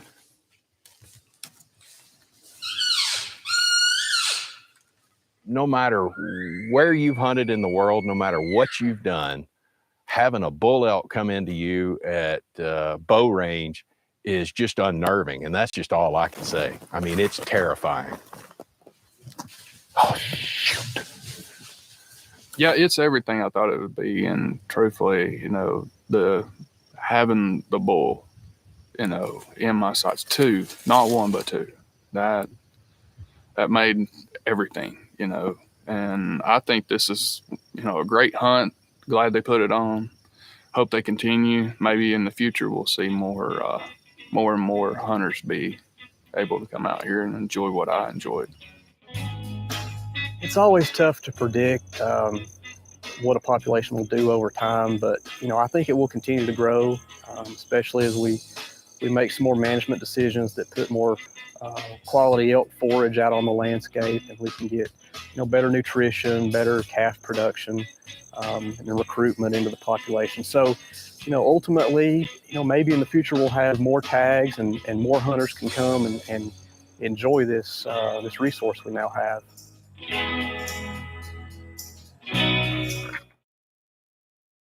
Bears in Tennessee. A little over 20 years ago, ABR was permitted to start rehabbing orphan cubs and injured or malnourished yearling bears. Most of those have come from Tennessee and Smoky Mountains National Park. There's been a handful from other states, but the program was set up primarily because you were getting these orphan cubs. These cubs are being abandoned or orphaned, the mothers are being killed, and you've got these cubs and there's really not much you can do with them. It's a great service for us because to be quite frank, there's not much you can do with an orphan cub. So the group stepped up, started raising money, secured a facility, and then came to the agency and asked for a permit to rehab these cubs. This bear, it came from Greene County. It was found around the Paint Creek area, lethargic. So the officer picked it up and transported it down here, and they've done their job, and he's ready to go. So we will weigh him, put some ear tags in him, and then we will take him back to Greene County. That's where the bear came from. That's where we should take it. We're trying not to do any supplemental stocking or whatever you want to call it as far as expansion. The entire state used to be covered in bears, back when the state was first settled, and now they were relegated to the easternmost counties. And as they've recovered, they're starting to recolonate and reclaim their former range and slowly moving west. So we're wanting to try to document where that's occurring. Right now, we're wrapping up our first year of our population estimate, our density estimate that we're doing, which is a cooperative effort between Tennessee, Georgia, North Carolina, and South Carolina. We did our easternmost counties along with South Carolina doing theirs, and then next year North Carolina will do their part of that. So we'll have an estimate of the entire southern Appalachian mountain area of black bears, and then the agency is hoping to do 2 more phases that over the next 2 summers and go further west over towards the region 2 and 3 boundaries. Well, we've always estimated, including the park, between 5,000 and 6,000 bears, but that's really an estimate based on your harvest and having a general idea that you're probably harvesting around 5 to 10% of population. Historically, big game population has been very difficult to get a handle on, but the new technology out there is allowing that to happen. And for the bear, the technology is using DNA analysis. It's a passive survey. We're setting barbed wire hair traps up in the wood, and the bears go through the barbed wire, it collects the hair, and then we're pulling the hair off and do DNA analysis to identify the individual, and it's just a basic mark recapture from that point. So the technology's finally gotten to where we can get these estimates. The thing that's important to know about bears is their natural range in Tennessee is the entire state. If you look at historical documents, the place was full of black bears. So the bears aren't really migrating, they're recolonizing former range. And that's going on all over the Southeast. And the agency's stance is that we're not going to discourage that, but we're not going to encourage it either by doing any supplemental stocking. What the agency is doing is we've been developing with all the other Southeast a new education program called BearWise. And one of the things we're focusing on is to try to get people ready for what's coming, because we are going to have bears in Middle Tennessee. I mean, we're already seeing reports of cubs in Franklin County down that way. We occasionally get reports up in Macon County. We've gotten reports even in West Tennessee on the Mississippi border.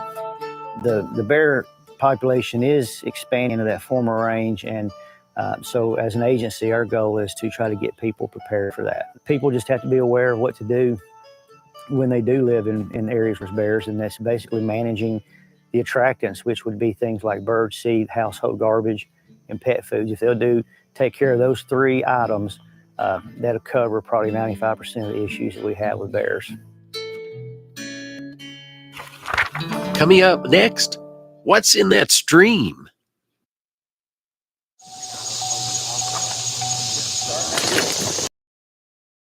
200-meter transect. First 100 meters will collect the game fish only, collect all fish, so the non-game and the game fish. and try to get a species index of what's in the creek. Timer's reset. So it's an electrofishing process. We put a slight current in the water. It stuns the fish. Fish are captured. On the backpack unit, there's two handhelds. One's an anode, one's a cathode. One has a net on it, so it also acts as a way or a method to capture the stunned fish. By shocking the fish, the electricity doesn't go through their body. It wraps around their body, and it knocks them out, whereas with us, it would hurt us. Today, we actually can wear these neoprene or rubberized waders where the electricity will not go through the waders. It's pretty harmless to the fish. It's not. It's harmful to us, but as far as the fish, no. We're funded through fishing and hunting license funds, so we do spend a lot of time working with sport fisheries. There's some recreational activities go out here. Folks come out and we'll be looking for smallmouth or rock bass. But the other part of it is we're charged with the government to take care of all the animals, whether it's one of these little darters or all the way up to white-tailed deer. It all falls in our wheelhouse. We're really hoping to see high numbers of species. That's the first box we're looking to check off when we're doing these samples. That lets us know that there's a lot of good habitat here to support different species of fish. Then if we're seeing different sizes in those species, that's letting us know that they're able to spawn every year. There's enough food for them. The fish there are in good shape. Smallmouth bass. The number of species kind of an indicator of the quality of the creek. If game fish are low or not that abundant, then we can inform the anglers that that's probably one creek they want to bypass, even though the non-game may be abundance, indicating it's a good creek, but maybe not a good creek that an angler would want to fish. Bunch of stone rollers. As we've collected the fish, we must separate them out and by different type of species. You have the telescope shiner and a big eye chub. Big difference there is the mouth. It's very hard to identify the smaller fish. You start looking at colorations. You start looking at whether the fins are telesated or not. You're looking at anal fin counts. You're looking at dorsal fin counts. You're looking at a lot of different characteristics of each individual fish. Once you do it so long, it's like learning another language, And then once we get them all grouped out, we start weighing and measuring. Now, if it's the game fish, we do them individually. But as with these small ones, such as the darters or such as the minnow or with the daces, we group them together. We do the smallest, we do the largest, we give them the total number, and then we get the total weight of that group. We've got more darters in Middle Tennessee than a lot of countries in Europe. Duck River has more species of fish and than the whole continent of Europe. So.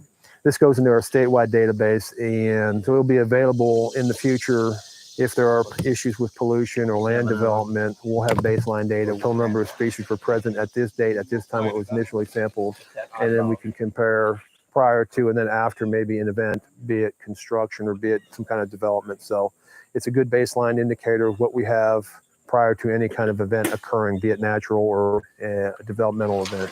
And that's what we're tasked with doing, protecting and the wildlife and the fisheries, and then also identifying and documenting what is present currently, and then can we enhance it? Are there threats to it? You need some type of data to indicate what direction you may need to go. And even the absence of fish is data. In other words, if we go into a creek and we only see 3 species, that's also an indicator, okay, what's occurring here that we're limited in the abundance of our species. So yeah, data is basically the foundation for what we do. Next up, Green Sally.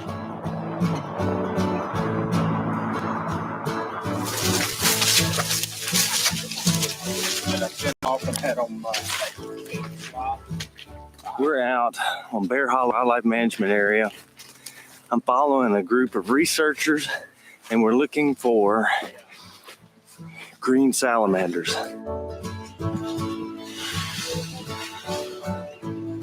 This is a project that's occurring in multiple states, part of a grant that TWRA and other state agencies are a part of.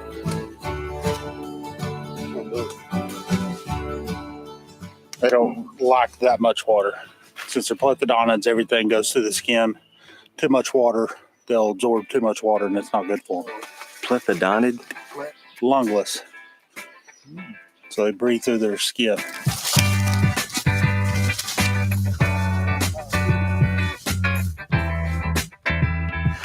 what I'm learning is basically these researchers are like mountain goats. I'm coming.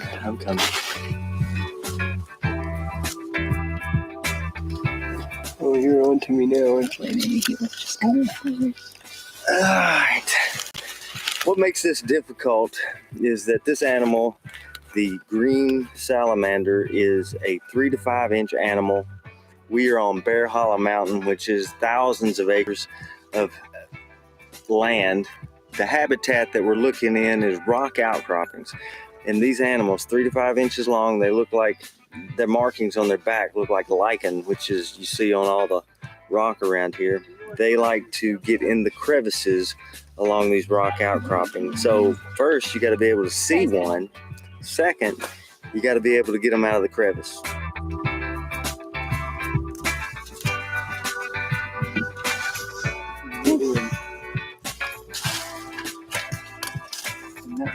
He finally jumped out. Are out here today to help with locating new locations, survey historic localities, make sure we have extant populations, find new locations, assist with some population demographic studies to get a better idea of how abundant are some of these populations, how healthy are they, try to get some information.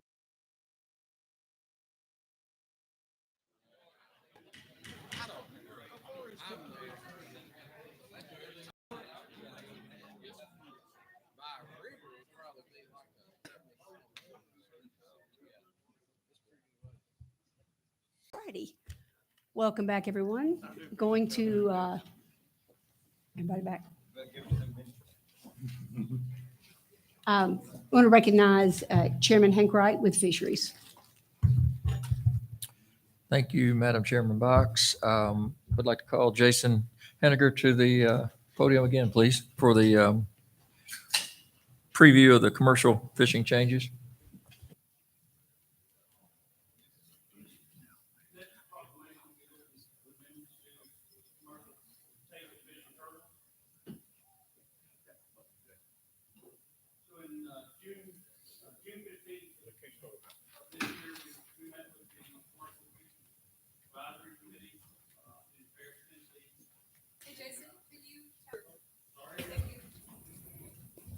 Is that better?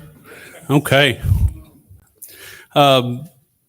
Again, in June of this year, we met with the Commercial Fishing Advisory Committee in Paris, Tennessee at North American KR.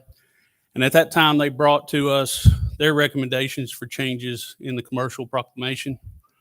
And so one of their recommendations was to limit the harvest of paddlefish to only gravid females statewide. We implemented this regulation in East Tennessee last year. They seem to like it, and we see that it can make a difference in some of these systems we're trying to get to rebound. So they also brought to us they wanted us to look at the creation of a regional harvest permit system over the current statewide harvest for roe fish. That would divide the state into 3 regions: a Mississippi River region, a West and Middle Tennessee region that would cover the Tennessee River and some of the tributaries there. They also wanted us to look at changing the time periods that they could be allowed into some of the rivers and creeks entering into reservoirs. Currently, that is 6 a.m. to 6 p.m. They wanted us to look at maybe changing that to 6 a.m. to 4 p.m. Also requested opening waters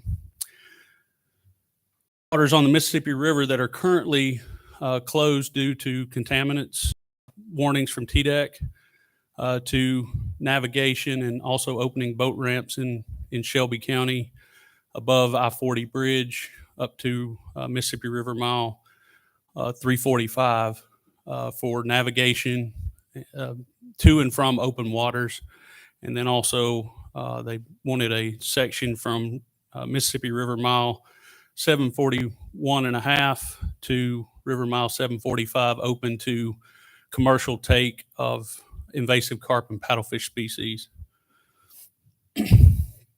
Also, they expressed some issues that they were having with anglers and boaters tampering with their commercial gear, mostly hoop nets and slat baskets, and they were asking for some changes in the methods that we allow those to be marked.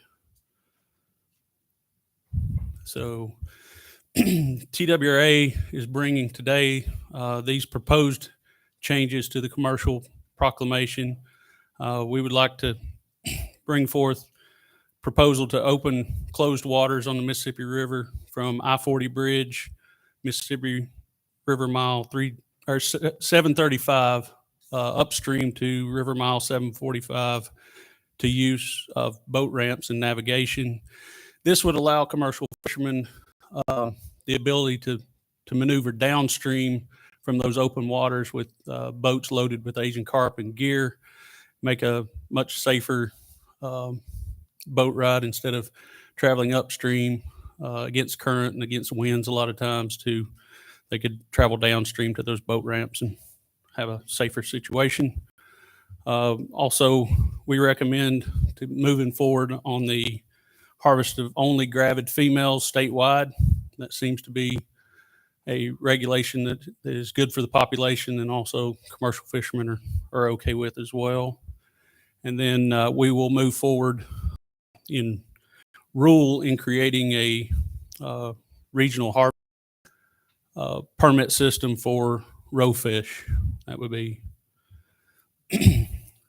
We talked with the CFAC committee and commercial fishermen, and in order to try to remedy some of the issues with tampering and theft of gear, we're looking at creating a sticker for their commercial floats that states that any tampering with that gear by anyone is illegal and can be prosecuted. So we're going to move forward with the creation of those stickers and that at the charge of TWRA to provide that and see if that helps with the issues at all.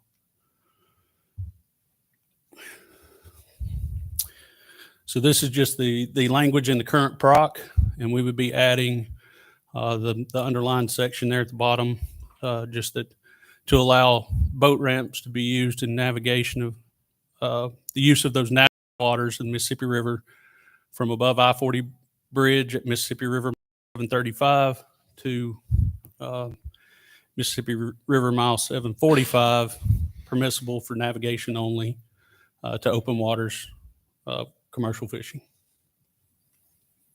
And then this is restricting harvest of paddlefish to gravid females only. On the Tennessee, or on the statewide, it's 38 inches currently, and then also on the Mississippi, have a difference in size regulations, 34 inches there. So it's in the proclamation. All I have for amendments to the commercial fishing proclamation. Thank you, Jason. Do we have any commissioners with question comments for the staff or Jason? Thank you. I do. The Mississippi River, as Jason said, is closed there at Memphis and I support the change, but it's been closed for commercial traffic and netting for years. I support them being able to do what they're doing in the proposal to put in Memphis and to help with that travel. But the fish there are millions of carp in the Memphis area behind Loosahatchee Bar and McKellar Lake and all those places that they're everywhere. And I suspect there are paddlefish there too. And both of those are filter feeders. And my understanding is that the chlordane from Velskol Chemical years ago was a problem in sediment on the river. And that's why there was an advisory. There's no advisory in Arkansas. There's not one in Mississippi.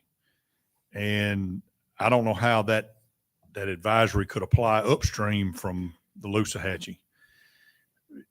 And Jason, y'all might have already talked to TDEC about retesting, but I would ask the staff to give them a call and request that they test the water, test the paddlefish eggs and the paddlefish. They want to test the Asian carp to see if there's a problem. There's a lingering problem. I'm sure that the commercial fishermen would cooperate and catch some fish for them to test over, a period of time or whatever, however they want to do it. But if there's no issue and I'd specifically exclude catfish fishing, but I'd like to see those waters open for paddle fishing, especially for Asian carp. They're trying to develop a good market for this.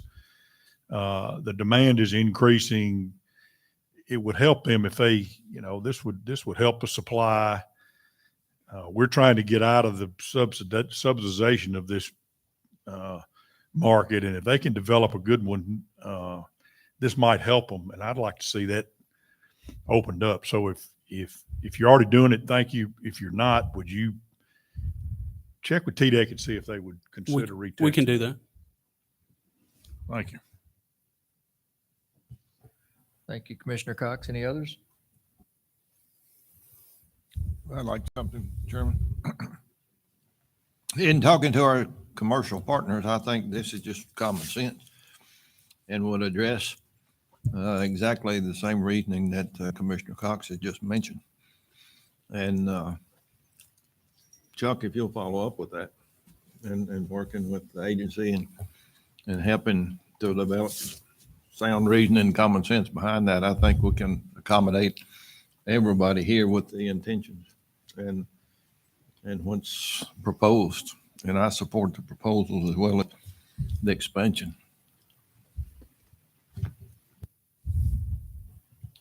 Further comments from commissioners?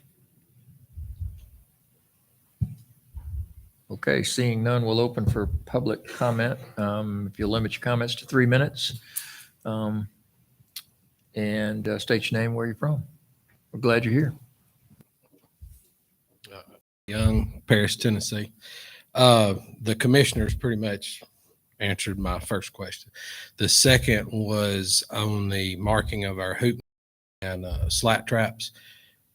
The law used to be we used a 1x3 inch metal plate, kind of like a dog tag. You put your name, your TWA number. This kept people from catching them. Your cat fishermen and bass fishermen and stuff, when your buoy's tied to that net, a gill net's pretty hard to pull up, but a slat trap, if you get a hold of that buoy, it's just you pull it up and they end up throwing them on the bank with fish, or they cut the line and throw them out.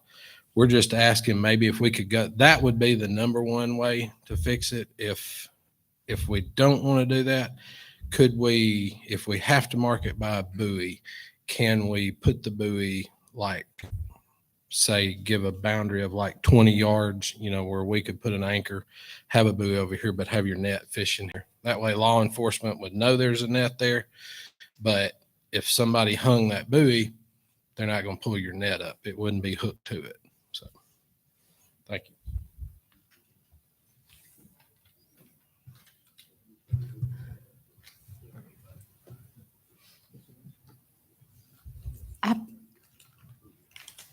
I've got a question for Mr. Clay Young.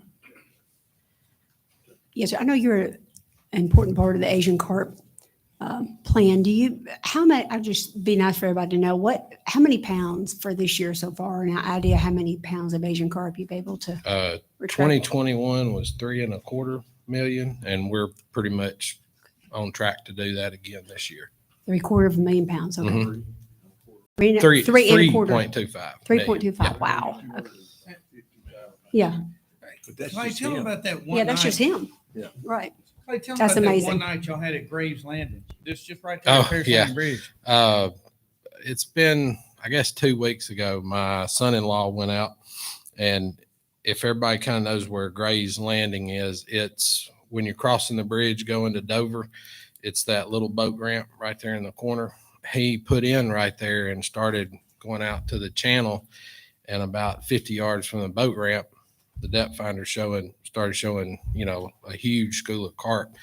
He literally wrapped that little 250 yards around the boat ramp right there, and he had 8,000 pounds that night right there. Just, 15 minutes. So yeah, the schools are big. Now the Mississippi River, that's nothing compared to it. I mean, it's 700 yards. You can catch anywhere from 20 to 40,000 pounds. Yeah, it's unreal. And Clay, I got a little confused on the trot line and the buoy. Slap trap and right. Slap trap and hoop net. Yeah. So the way the suggestions that we are making now, are they sufficing to what you're wanting with that? The sticker, I just don't think that's going to do a lot. I mean, maybe, if it's not a problem, could we just go back to how we used to have it, where you tagged your hoop net, but it was under the water? If law enforcement come out and said, hey, I need to check your commercial license. What are you doing? And you said, I'm fishing hoop nets.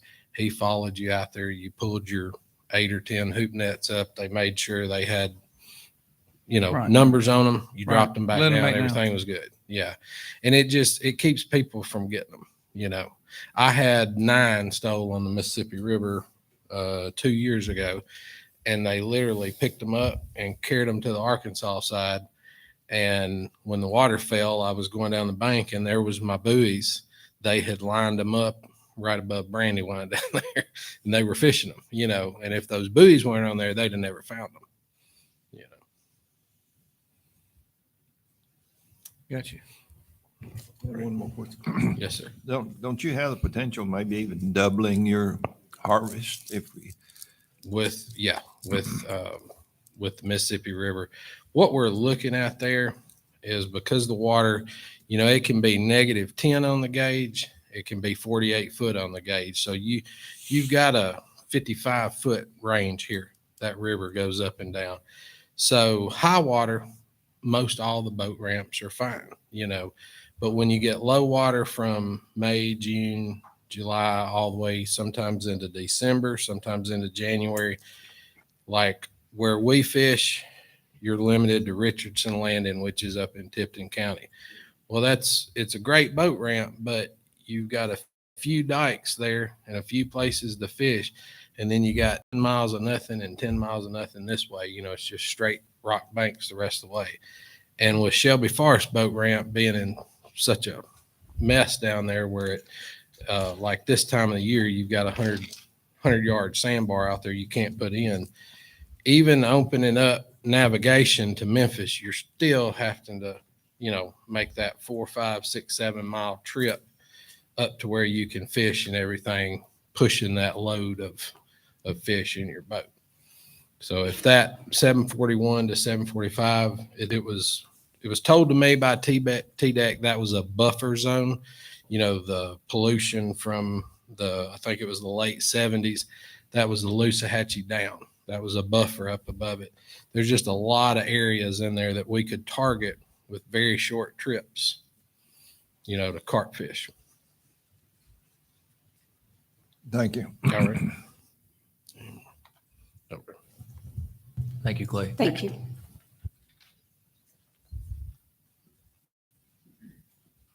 Benson Kinsey.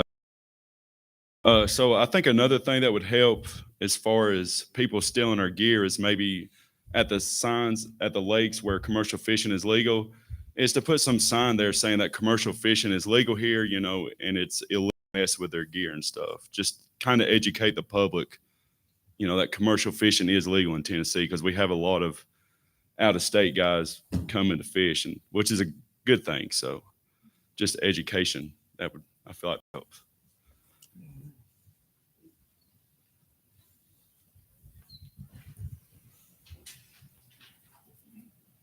Any other members of the public wish to speak? Okay.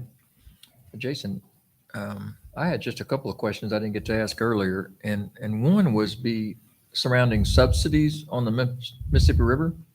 Since we are unlikely to, I think we're unlikely to really control that population because it's a moving body of water. How do we differentiate that, or do we pay subsidies on the Asian carp in the Mississippi River? I'd refer to Frank on that. No, there's no strategic advantage from as far as a control point of view to work the Mississippi River. Now, it is important to have those industries build up to make demand for carp. I get that side of it, but no, our subsidy as we request it now is only used on the Tennessee and Cumberland rivers and a little bit on Reelfoot if we get into that. Okay, thank you. But our subsidy is a finite amount of money. So if we're using it all up now on Kentucky Lake, I guess we try to do that, but we're not going to spend any more money one way or the other. We just want to make sure we target Kentucky Lake and Pickwick and whatever, right? That's correct. That's okay.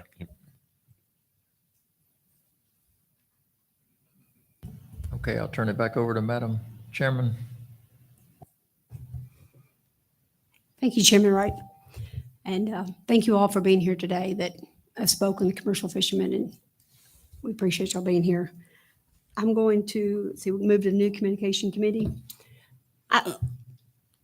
Chairman Box. I'm sorry. I've got one more on amendments that I'm we so need to sorry. make. Sorry. I'm just jumping ahead of. Go ahead. So the final preview that we have today for fisheries is rule amendments that we need to make. Some of the changes that we're looking to do this year requires rule changes instead of just proclamation. So some of the needs we have for rule changes, we need to develop rules for Lake Halford to put that under TWRA authority. We need to look at changes for licensing and permit fees, regulations for fishing, and then we need to create a new rule to essentially pull in the current regulations changes we need to for TWRA authority. We also need to make changes to the regional commercial permit that was asked for. Those are made in rule as well. And again, we would be in that rule for license and fee permits and wholesale fish dealers and commercial fishing rule. Also, a little bit of housekeeping, commercial turtle permit, supplemental system as well. When they added the commercial turtle, they did not add a drawing system like they did for the row fishing permit. So just going through some of the details of the Lake Halford rule changes under the license and permit fee rule. A resident, non-resident Lake Halford daily, and that would be in line with our current TWRA daily and our Bedford Lake daily permit at $6, and that would be required for ages 16 through 64. Changing the annual TWRA lake permit to an annual TWRA lake user permit, and then we would define what things could be done at each one of the lakes. Fishing rule, but that permit fee would be $48, which is the current fee for the annual.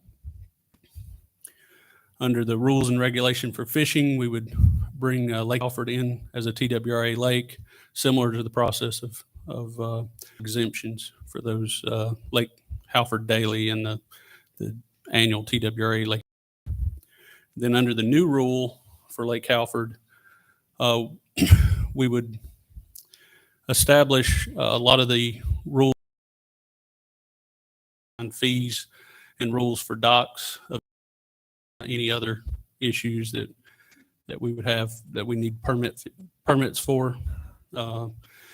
Define what boat types were allowed to be used on the lake and where those could be left when they're not in use.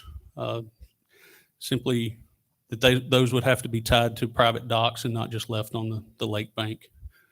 We would define the hours of operation, define the no wake zone as it is in the core and TDEC permit for the lake that was developed when they constructed the lake. Alcohol would still be prohibited, and there would be no hunting on the lake or the surrounding parties.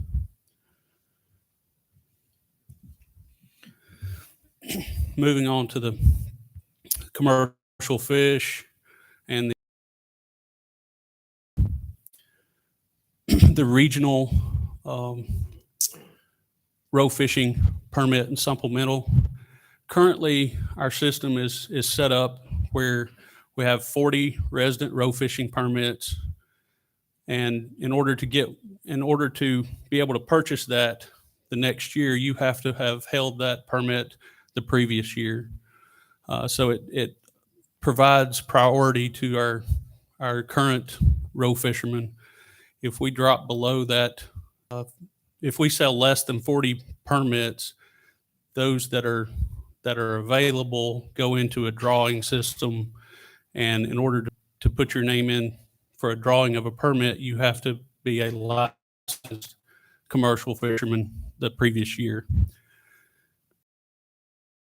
Non-resident permits at this time, and there is no permits. They're just purchased on a first come, first served basis.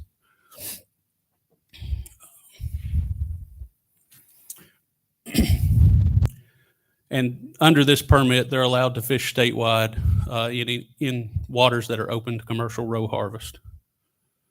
So under the new regional system, we would be dividing the state into 3 regions.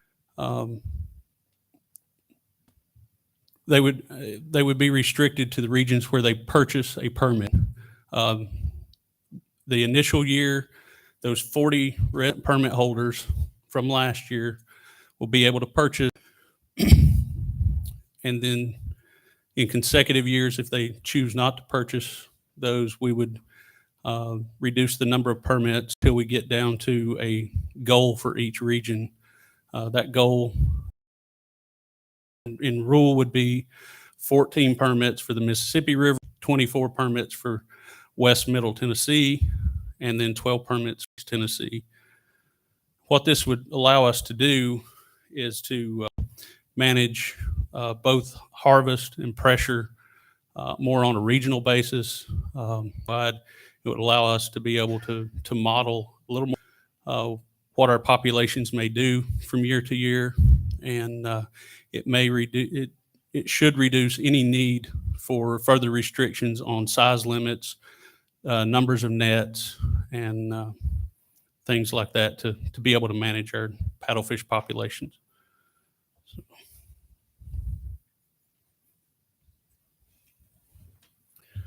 So this is just outlining the permit and which waters those permits would be good for. The Mississippi River row fish permit would be good for Mississippi River, Reelfoot Lake, Forked Deer River, Hatchie River, and O'Bine. Middle Tennessee, West and Tennessee, Kentucky Reservoir, Pickwick Reservoir, Barkley, Cheatham, Old Hickory, Red River, Harpeth River, Duck River, and Beach River. East Tennessee would be Gunnersville, Nickajack, Douglas, Davy Crockett Reservoir, Nolachie, French Broad River, Hiwassee, and Holston River. So no changes to what waters can be fished. It just simply is restricting you buy the permit for the area you want to fish. Moving on to the turtle changes. This would we have a maximum number of 35 resident permits, and we're managing 5 non-resident permits. These permits currently are together as a resident non-resident permit. We would change that and separate those out as a resident turtle permit and a non-resident, and we would reduce the number of non-resident permits to 3 under the new system, and then just establish that drawing system similar to the current row fish drawing, where if we drop below 35 permits, those extra permits would be available. Currently, we don't need a drawing system. We're handling all the requests for turtle permits under the 35 fish. So no, that would be all the amendment recommendations for rules. Thank you, Jason. I think recognize the commissioners that have comments, and I probably started public comments early on this last one, so we'll open that back up in just a moment. Commissioner Blue? Yeah, just one quick question on the Lake Halford. we were going to define what types of boats are allowed and to be used and where they're allowed to be left on the lake. What are we changing up anything than what they've got right now? No, it's staying Everything's staying the same. similar to what they have currently established. And the only thing I've got is, do they allow hunting on that lake now? I thought Do they allow what? hunting on that lake now. No, They it is don't. not. Okay, never mind. Thanks. Commissioner Cox? Yeah, Jason, years ago, this Batoli report for Kentucky Lake to determine the population and the ages and the structure and all that on Kentucky Lake for paddlefish. How are you doing now? Are you able to model that now? And it appears to me that instead of using length limit to protect the population, now we're taking away opportunity to do that. And I wonder how you're justifying that and why the change.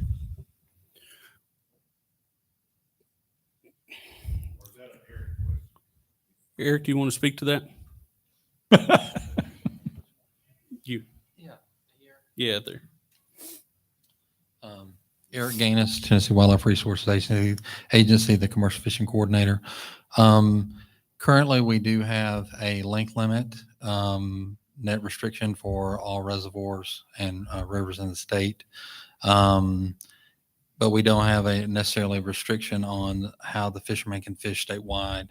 And that we've seen in the past 15 years, if we've had a population increase, such as East Tennessee, we had a lot of fishermen to go over there. We had too much harvest pressure occurring on that lake, and it was too high a mortality rate, which basically diminished that population to be able to be commercially harvested. So with adding a restriction on the number of people that can commercially harvest, basically setting that number of mortality that can happen on that lake through not only the commercial numbers of people that have a permit, but also through net restrictions and length limits. So we haven't necessarily taken anything away. We basically built in a way to be able to model that better, and it'll be used as a catch at age analysis instead of the old recruitment model that Professor Patoli used. So the length limit, when you say they're over harvested, if the length limit is 38 inches,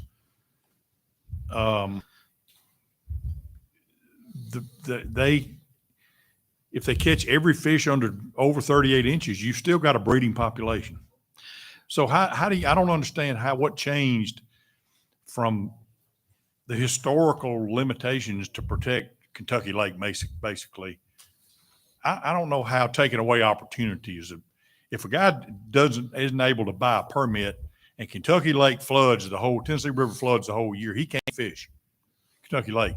So then he's looking for someplace to fish that he's got a permit. And if he hadn't been able to buy one for Watts Bar or wherever. Well, through the new system, he could purchase that permit. We're not taking away that ability to do that. We're just asking that license, so we'll be able to model catch rates, mortality, and fishery from now on. So it gives us more of a stable state model to fish it, to use the catch and age. You've got 40 analysis. commercial fishermen now, and you've only got 24 in this one and 12 in this one, 12 in this one. You can't, all 40 of them can't buy a permit everywhere. Not all, right? 40, not all. Yes, correct. Not all. I mean, you're limiting the number that could fish up there. I just don't understand how I don't understand why length limits has not the historical way you've protected the resource. What changed?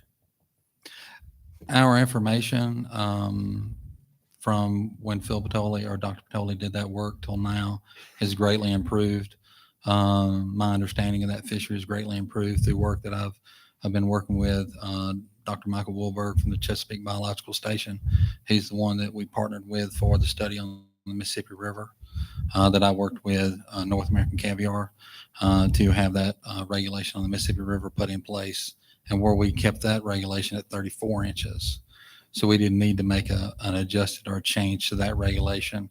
But on the reservoirs, and talking with Dr. Wilberg back in 2012, we would have had to make a lot more changes than now than what we currently would like to. Limiting the number of commercial fishermen on the reservoir would again limit mortality and would allow us to set up a better model to understand that fishery in the future, so we can make better adjustments. And then, of course, having a fishery that is stable over time, where we don't have that now. Commissioner Cox, can I add to that as well? Sure. The current 40 fishermen in the initial year and years to follow can purchase from all regions they choose to. As they choose not to purchase those permits, it will reduce the number down to that goal that we have. And the number of permits we have a goal for is 50. So potentially we're adding fishermen in over time. But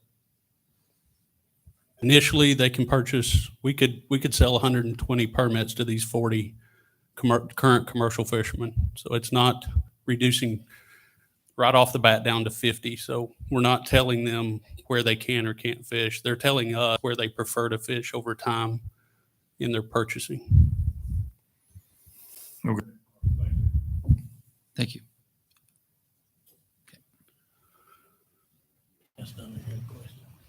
Commissioner Childers, do you have anything? Yeah.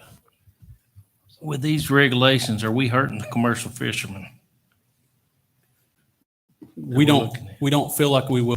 And it should help us to better manage the population so they have a stability in populations that they can fish. And expanding on what Commissioner Childers said, I think what he's getting at and what I'm concerned about is I just want to make sure that all commercial fishermen across the state have the same opportunity. We don't give an advantage to some and create a disadvantage for others with this system. But what I hear you saying is that you don't think that's the case. We don't at this time. With them having the ability initially to purchase where they want to fish, they can ensure that they have an opportunity to fish multiple waters.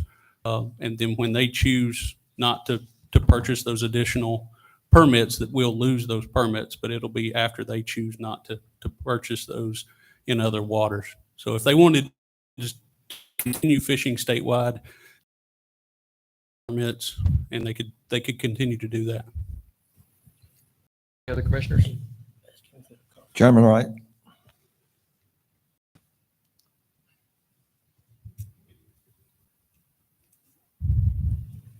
Do you have any other? You didn't acknowledge my request. We're skipping Commissioner Butt for now. Commissioner Butt, I apologize. So briefly, what you're saying is that the same commercial fishermen can buy permits in each area? Yes, they can. That initial year, if all 40 wanted to buy in each region, we would sell 120 permits. And then over time, if they choose not to purchase those permits, those numbers would go down until we meet our goal. Once we meet that goal, if they choose not to purchase that permit, then we would have an additional permit that could go back into a lottery system. So we would reach those goals over time. If we got below those goals, those permits would go into a lottery system and someone could buy, another commercial fish could buy in. Okay. So out of ignorance, Eric, can I ask what's the mortality rate on harvesting those fish? Could you go back to the slide? Yeah.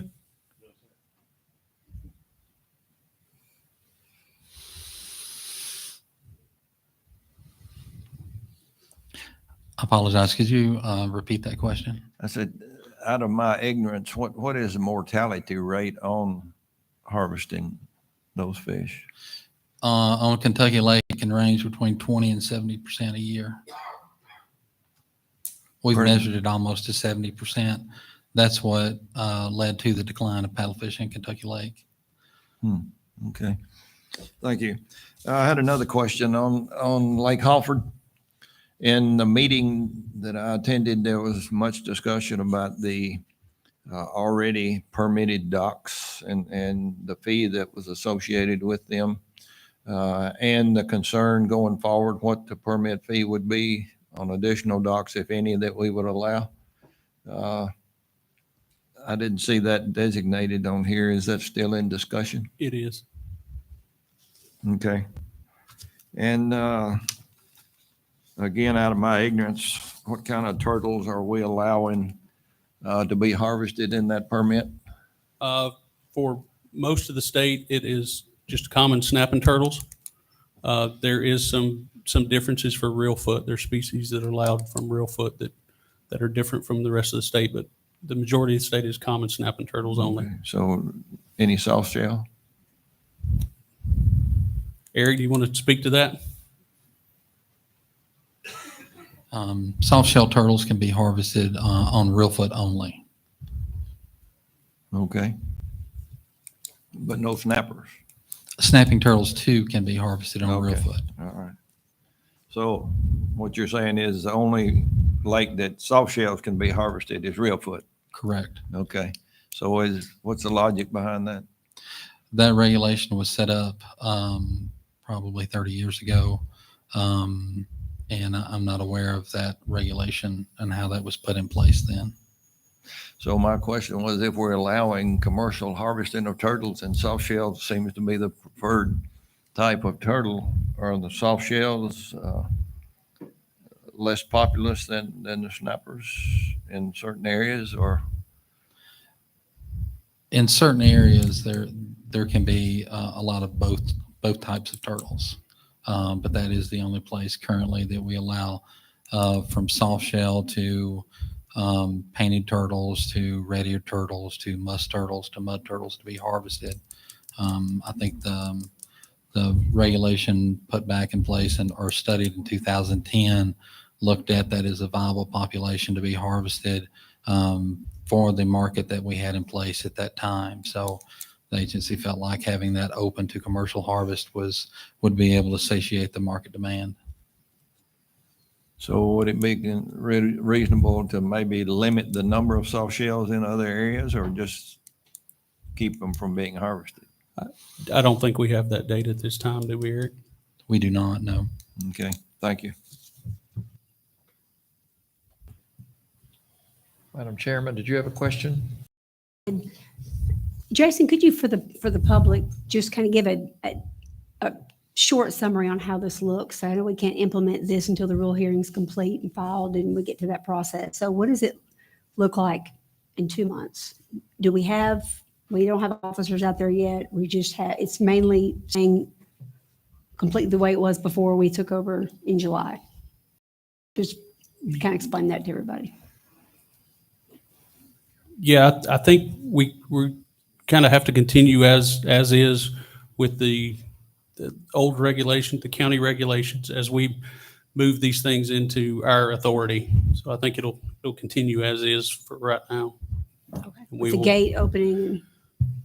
The gate, all the operation is the same. Okay. Our staff is handling the opening and closure of the gate. Okay. And we just recently hired a manager too for the position there. So they should start seeing more of our folks on site.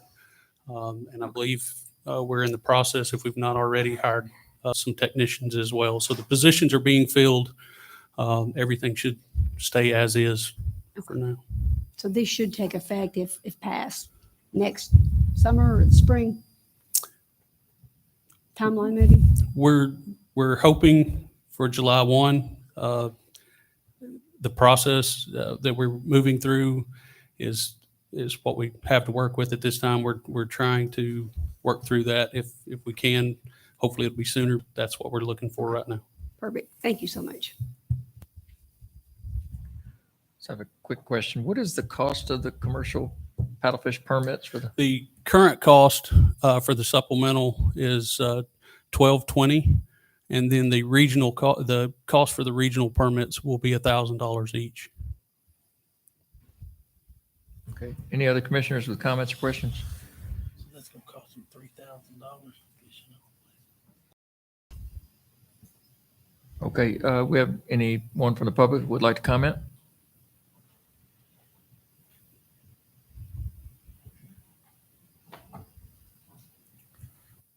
All right, seeing none, I'll turn it back over to you, Madam Chairman. Thank you, Chairman Wright. Okay. You're safe to move to communications, right? Okay.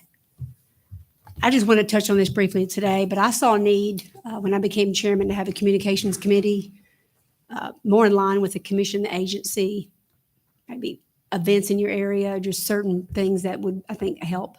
So we're happy to have Emily, but I've made chairman, Jimmy Granbery chairman of the committee. So we just want to kind of introduce it, and you can tell a little bit about what we've got planned. And Sure. Thank you, Chairman Box. And obviously, based on today, there's a lot to communicate between us and our stakeholders, and what we're doing with Dennis and the Bill Dance Trails. And we've got some things we're working in process. We've got a really good committee: Commissioner Jones, Saltzman, Devaney, Butt, and Wright, and we're working with Emily on a new strategy with a lot of different components, and it's a work in progress. We hope to roll this out to the full commission in December for sort of adoption. And it's about the good, the bad. You got to communicate it. You got to get it out there. We've already started some of these processes. I think y'all have seen Director Maxidon doing video presentations on Facebook and Instagram that are very effective, that help clarify the complications of what we do every day and what the agency does every day. And, of course, we got Mike Bell now coming on board, which is going to be extremely important as this group interfaces with the legislature and this agency interfaces with the legislature, and making sure that we're in sync. We talked about the Dennis said he was going to roll something out. He teased us a little bit, but it's the cross relationship between a bunch of the agencies and do better things. And we're doing that now with parks and tourism and TWRA and TDEC and our partners at TVA and all these things. And we're rolling out this Bill Dance. So all these things are so critically important. At the end of the day, it's to make this agency and this resource better for long after we're gone and new commissioners are in place. And so we're really excited about it, and we look forward to rolling that out in the public realm come December. And we got a great committee, and we look forward to doing it. Thank you, Chairman Box, for seeing the foresight to put this together, and welcome Emily and Mike Bell on our team, which will be key components of this process. So that's it. We'll be ready to go in December. thank you, Chairman Granbery. Are there any other comments from the commission right now with the public? Before we leave, I want to thank the group this morning for giving us an instructional tour of the lake and on the fish attractors. That was great, and I appreciate y'all doing that. And no one caught any fish, right? We should be communicating that better, right? I know, that's right. So thank y'all for that. That was great. Thank you for staff for setting this up. This is a beautiful place. I'm excited to be here. And anything else? We'll reconvene tomorrow at 9 a.m. Do I have a motion to adjourn? Motion to adjourn. All right, so move. We're adjourned.